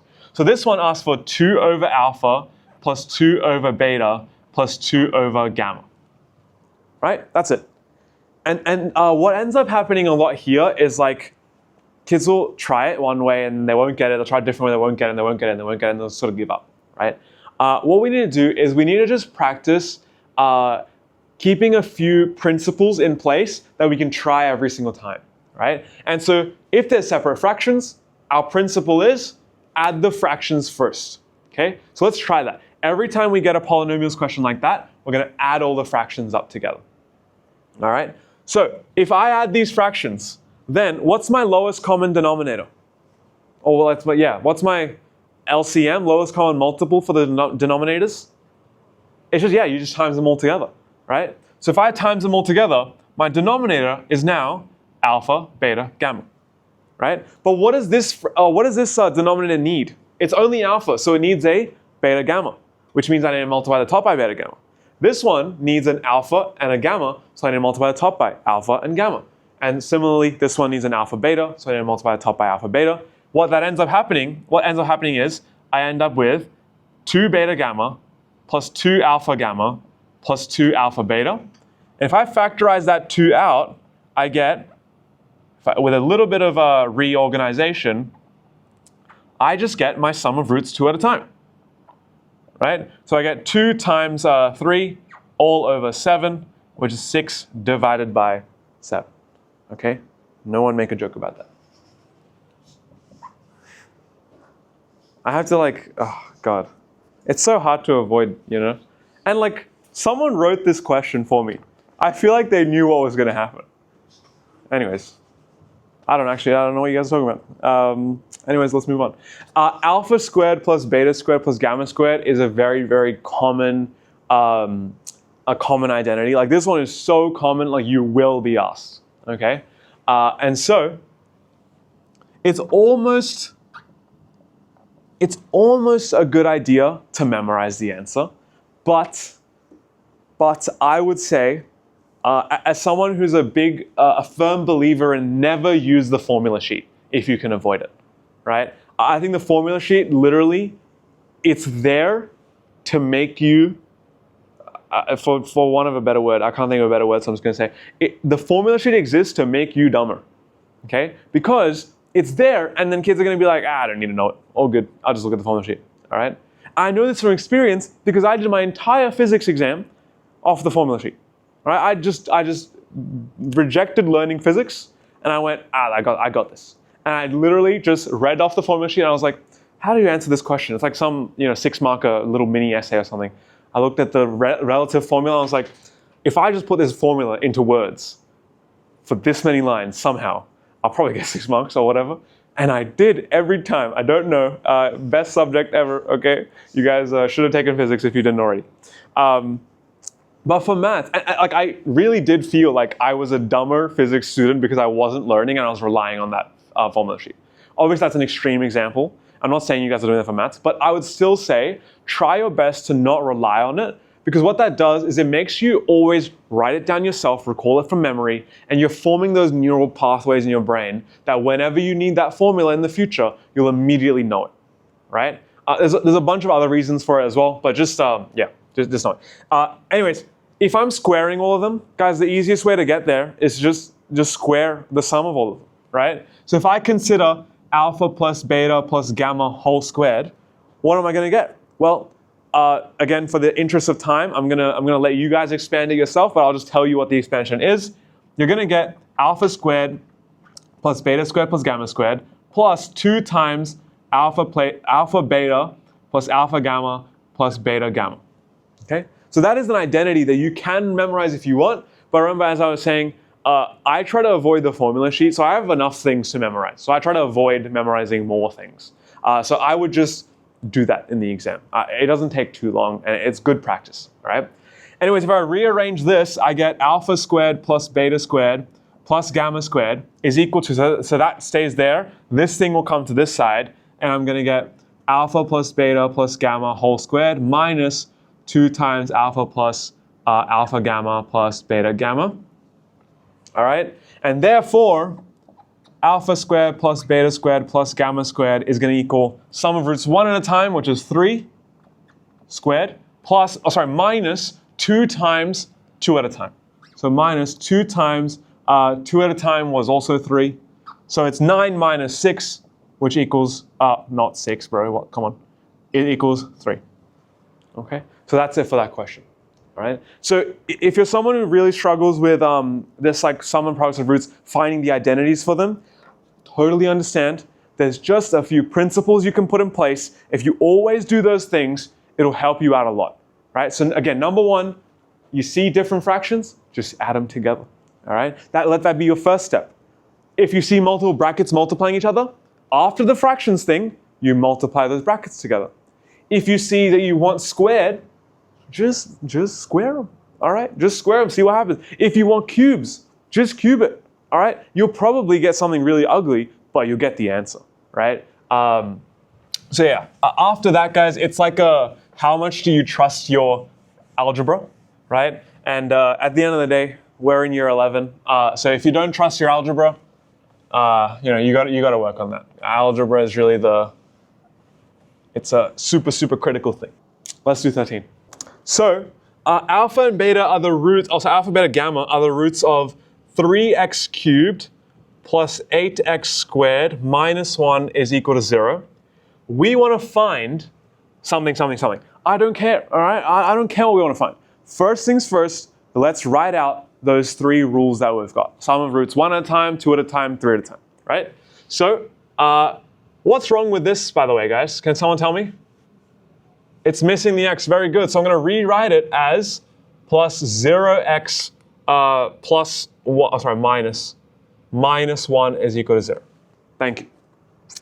So now I can rewrite them. Alpha plus beta plus gamma is minus b on a, which is minus 8 on 3. Alpha, beta plus, so don't look at the board, write this out for yourself. All right, and you can look at the board to check your answer. This is just 0. All right, so hopefully everyone's written out those alpha, beta, gamma stuff. You should have got minus 8 on 3, 0, and 1 on 3. Okay, so minus 8 on 3, 0, and 1 on 3. Then, if I now use my principles, what was my first principle when I'm doing polynomial identities? When I see something, I do something. Well, what was it? Anyone remember? Yeah, when I see fractions, let me just try adding them first, right? So I can see there's fractions in each of these brackets. Let me try adding them, right? If I add this bracket, add these 2 fractions. I know beta doesn't really look like a fraction, but beta divided by 1, there's the fraction, right? So if I add these fractions, then that's going to equal beta times gamma plus 1 over gamma. And in this bracket, I'm going to get alpha times gamma plus 1 over alpha. and then alpha times beta plus 1 over beta. Okay?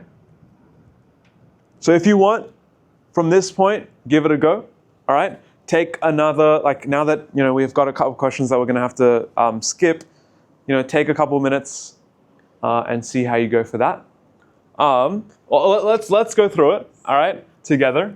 So what we're going to do is we're just going to remember, if it was a bunch of fractions, we add them. Next step is if there's a bunch of brackets, we multiply them, right? So let's multiply them all together.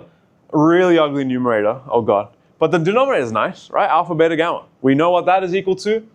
It's 1/3, right? But we'll get to that in a second. So the numerator is going to become, if I put it in order, I like alpha, beta going first. I really don't know why, but alpha, beta plus 1 on the left. Then there's alpha, gamma plus 1 in the middle, and beta, gamma plus 1 on the right. You can do them in any order you want. It's multiplication, right? It's free, completely free, freedom of choice.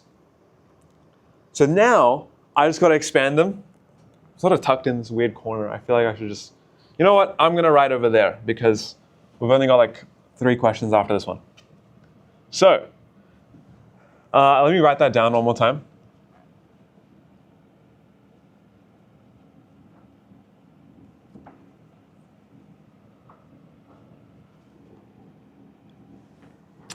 Cool. When I expand, I'll probably just expand one thing at a time. I don't really want to make it too complicated. So I'm just going to do these first 2, and then I'll leave that last one until later. And so I'm going to get alpha squared beta gamma plus alpha beta plus alpha gamma plus 1. Okay? That's upsettingly ugly, I think. Beta gamma plus 1. All right. All over alpha beta gamma. Next up, I'm just going to send it. All right, all good, just expand. So this thing times beta gamma, I've got alpha squared, beta squared, gamma squared. I love that is so nice, thank God, right? Because if that was ugly, I honestly don't even know what I was planning to do, okay? So yeah, good, that's nice. And then times it by a 1, that's not so nice, but it's okay. Alpha squared, beta gamma. Then I need the next term, then I've got an alpha beta squared gamma plus an alpha beta. The next term, alpha beta gamma squared plus alpha gamma. And then finally, I've got beta gamma plus 1. All right? So I'm just multiplying them 2 at a time. So it was these 2, and then these 2, and then these 2, and then these 2. And that's all 4 pairs multiplied into that bracket. Yeah? And then, well, I guess I want to use that line for my fraction. All over alpha beta gamma. All right? Then, goodness, that line is so diagonal. Deal with it, all right? Unlucky. In the numerator, I'm going to be collecting all the like terms, like the stuff that looks sort of similar. So do you guys agree that like this one right here, actually, you know what? It's pissing me off too much. And you guys sort of know what I meant by those pairs. So what I like to do, all right, is if I put in a nicer fraction line, what I like to do is I like to take my same pen, a different pen, I don't really care. I like to section it into things that look similar, right? So do you guys agree that this one, right, and this one, they're quite similar, right? They're quite similar because they've got the alpha, beta, gamma, but there's always one thing that's squared, right? So they probably go together, right? Then I've got this one, and this one, and this one. We just know those go together, right? They're the sum of 2 roots at a time. And then I've got this thing at the end and that thing at the end that clearly don't go with anything else. Okay. So when I do these squiggly line things and these underlined things, I genuinely do that in exams, right? Because it makes it really easy to see where everything is. If I've got all the like terms with squiggly lines on top, or I maybe do like shading on top or something like that, or whatever you want, right? It's just like when you've got really long equations, it's really good to make sure, give yourself that upper hand by making sure you won't make a silly mistake, right? Because imagine doing all this working out and then making a silly mistake. Like you would just, I would be so devastated. So anyways, go back into this. I can say alpha squared, beta squared, gamma squared. What am I going to turn that into? Yeah, very good. So alpha, beta, gamma whole squared if I collect these, I can do it. Let's do it one step at a time. So let's just put them next to each other for now. Okay, so that's, I'll put those in a bracket because I know they go together. And then of course I've got our trusty alpha beta plus alpha gamma plus beta gamma. And then of course we've got the last plus one. Okay, all over alpha, beta, and gamma. So the last thing to do is factorize something out of here. What are we going to factorize? Alpha, beta, gamma. Yeah, very good. There's lots of alpha, betas, and gammas in this one. So alpha, beta, gamma whole squared. Plus, if I take out alpha, beta, and gamma, I'm going to be left with an alpha, a beta, and a gamma. So that's what that whole squared, like one of them is squared every single time. That's what it was going for, right? And it's really useful. The more you do these questions, the more you practice them, the more you'll start to see this in advance, right? You can sort of see it coming. And the really good strength of seeing something coming is you can almost never make a silly mistake because you know where the working out's going to go. And if it ends up going there, great, you already saw that happening and you're glad that it got there. And if it doesn't go there, what that'll prompt in your brain is like, oh, let me just check real quick because I thought it was going to go here, but I went in a different direction. I didn't get what I expected. And because I didn't get what I expected, that immediately raises alarm bells where I'm going like, oh wait, like let me just make sure I did that right.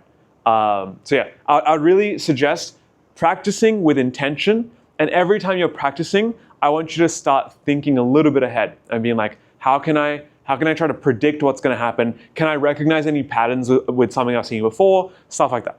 Okay, so highly, highly would recommend. All right, now let's sub all this stuff in. So this stuff is a third. We're going to need that one 3 times. This is 0, fantastic. And this one's negative 8 over 3. So if I sub that in, I've got 1/3 squared plus 1/3 times negative 8 over 3 plus 0 plus 1 all over 1/3. At this point, if you subbed it into your calculator, I would probably pat you on the back and be like, yeah, probably a good idea, all right? If you didn't, I'd probably pat you on the back and be like, wow, you're so brave, okay? So do whatever you want. Obviously I don't have a calculator, so I'm just gonna run it. So I've got 1 over 9 plus, that's 1 times negative 8 is negative 8, so I'm gonna get rid of this minus actually. Minus 8 over 9 plus 0 plus 1. But you guys notice how all these over 9s? Why would I want a plus 1 when I can instead write what? Well, 3? 9 over 9, yeah, very good. 9 divided by 9, all over 1/3, okay? And so what does that equal? Well, I've got 1/9 minus 8/9 plus 9/9. So I just add the numerators together. So 1 minus 8 is minus 7, plus 9 is 2, right? So I'm left with 2 over 9 divided by 1 over 3. So sorry for the working out being so tiny over here. Let's go over here. So I've got 2 divided by 9 all over 1 divided by 3. It's really important that you retain which fraction was the numerator, which fraction was the denominator, which dividing line was the main dividing line. A lot of times, if you make that little tiny mistake, it can mess you up a lot, all right? All right, fast way is whenever there's a fraction in the denominator, you just multiply the bottom with the top and the middle with the middle, all right? And that's your answer. Or like slightly faster, or no, slightly different, is you notice that this is 1/3. Whenever there's one over something in the denominator, you just flip it and multiply the denominator into the numerator, right? So lots of little different things, little different things, yeah, whatever. But at the end of the day, remember, you could have just chucked this in your calculator and you would have got the answer, okay? Anyways, let's do what I said earlier, which is top times the bottom. So 2 times 3 is 6, not whatever I was gonna write. And then 9 times 1 is 9. And so you get 2/3 as your final answer. Okay? Is everyone okay with that? How do we feel? All good? Yeah? So hopefully like this bit was the hard bit. I do like to sometimes explain adding fractions for quite a long time because I think too many kids don't know how to add fractions, okay? That's my, it's not really a hot take. I'm a teacher. I literally know this. It's my job. But yeah, I think adding fractions is funnily enough where a lot of kids lose most of their marks. Can I get a show of hands if most of the marks that you lose in an exam are silly mistakes? Okay, that's literally all of us, all right? So that's the thing, it's like, yeah, I could explain all this to you guys, but if I don't explain like really how to avoid silly mistakes, we're still not gonna improve our marks, right? So yeah, I think, I don't know, tutoring is good, but it's only good if we also focus on the little things that we do wrong, not just like, let's be 6 terms ahead of school and finish all of 4 in year 11, blah, blah, blah. So anyways, let's move on. I've never read this question before now, okay? So this is me reading it for the first time, and I'm gonna sort of let you guys in on my thought process with it as well. So, 2 roots of the polynomial blah blah blah are equal in absolute value, but opposite in sign. Find the value of k. All right. So first things first is I'm going to write down the question so that I have it on my working out paper. Minus kx plus 6 is equal to 0. Very good habit to get into. Write down the question. How many roots is this going to actually have? 3, because it's a cubic. Very good. So I've got 3 roots, but 2 of them are equal. So usually we would write our roots as alpha, beta, and gamma, but I already know that 2 of them are the same number, but one of them is positive and one of them is negative. So why don't I just get rid of gamma and I just pick one? I say beta. All right, I'm going to keep beta, but one of them is positive beta and the other one is going to be negative beta. All right, so whenever you see this kind of thing where they're saying like, hey, they like sort of tell you something about one of the roots, that kind of just means you no longer have to go alpha, beta, gamma, 3 different variables completely blind. What you can do instead is you can set your roots in a very particular way that already follows what they're saying, and it allows you to eliminate one of the random variables, right? Notice how now my only 2 random ones are alpha and beta. I don't need to have gamma in the mix as well, okay? So great. I would initially write it like that. A lot of people also write it like alpha, beta, gamma, but on the side they write, hey, beta and gamma are like the negative of each other or something. I don't think that's worth it. I think go straight with that. All right. So my roots are now this. Okay. Very good. Now, as soon as I've started a roots question, I've written down what my roots are. What do I need to do now? Before I do anything else, I need to, right? These 3 equations. Yeah, very good. Right? So sum of roots one at a time. So alpha plus beta plus negative beta is going to be minus b on a. So minus b is minus 1 over 2. So minus half. Okay. Then 2 at a time is going to be alpha times beta plus alpha times negative beta plus, where are we? Plus beta times negative beta. That's going to be c on a. So that's going to be negative k over 2. Okay. Looks good so far. Then multiplying them all together, so alpha times beta times negative beta is going to equal minus d over a. So minus d is minus 6 over 2 is negative 3. I hate that they're all negative. I don't know about you guys. I hate negative numbers like way more than positive numbers. There's something about it, you know? But cool. All right. So let's simplify these out a bit because it looks really messy. The first one is the best one. Look at that. Alpha plus beta minus beta is negative a half. What happens there? The beta and the negative beta cancel each other out. And so I already know from equation number 1 that alpha is going to equal to negative a half. Okay.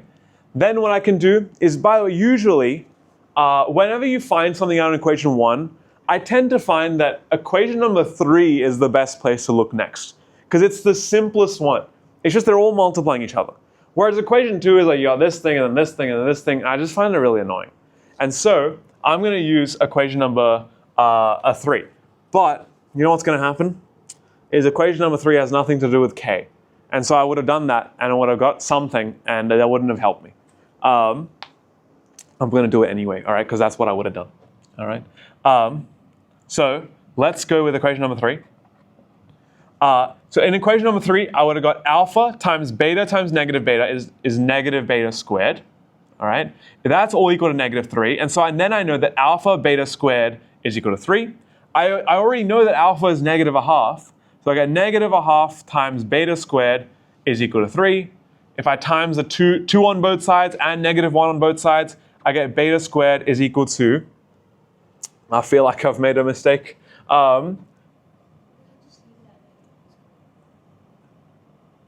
Righto, fair enough. B squared I'm going to write as -6, but we'll use that later. What were you saying? You can just leave it as negative b squared? Yeah, and then you end up using the negative beta squared. Yeah. I'm just surprised that this question went in this direction. All right, we're going to have to deal with it. All right, all good. So we will keep it like that. Well, I really don't know how that's going to work out, guys. All right, we'll continue.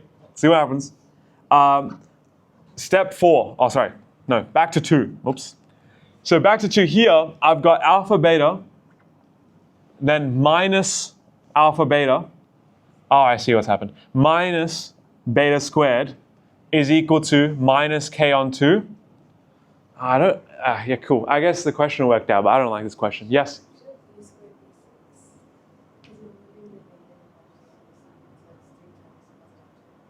But what about the negative?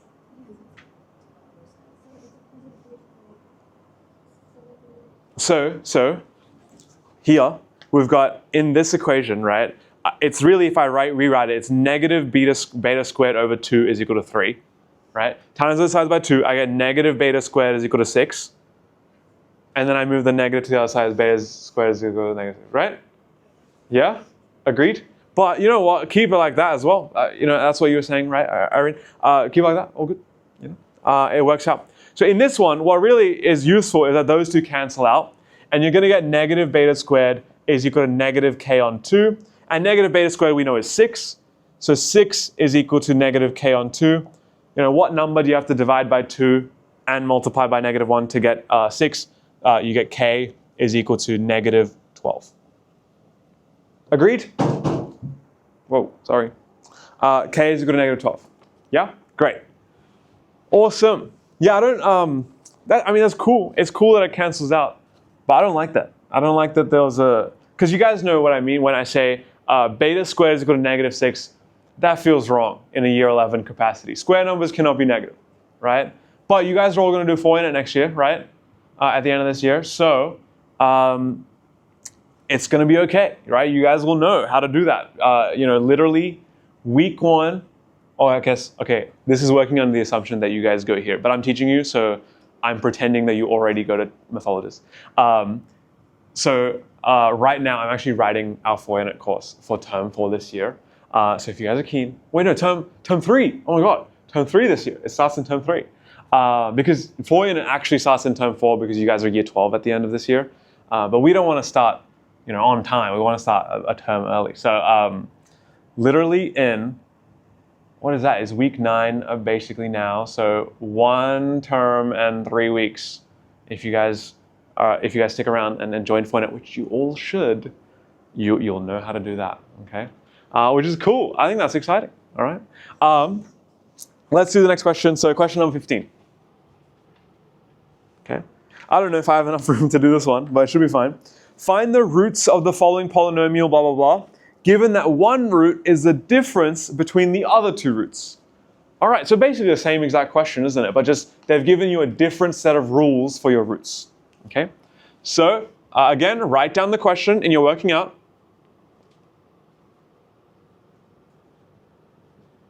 Okay, and then establish your roots. This time, I'm actually not going to give you guys the roots. Okay, I want you guys to do them yourself. Find, instead of alpha, beta, gamma, is there a better way that we can write it?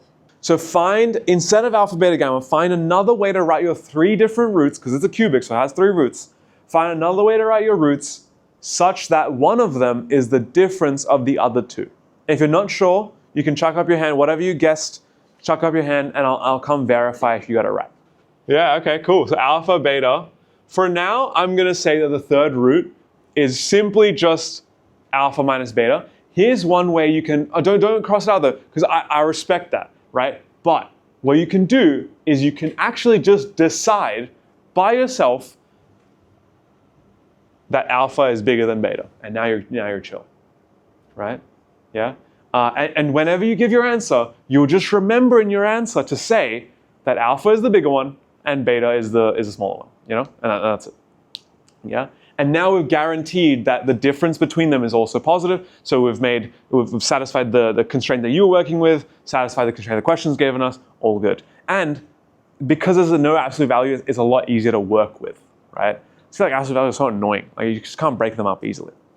Cool. So yeah, anyways, it says one root is the difference between the other two roots. So I'm literally going to set one as being alpha minus beta. And that's how we do this question. Okay. Cool. All right, let's move on now. Let's do sum of roots and et cetera, et cetera. Okay. So for the first one, we get alpha plus beta plus alpha minus beta minus b on a, which ends up being 1. All right. Then alpha beta plus, that's going to be c on a for the second one, which is, oh boy, that is so ugly. And what do they want from us?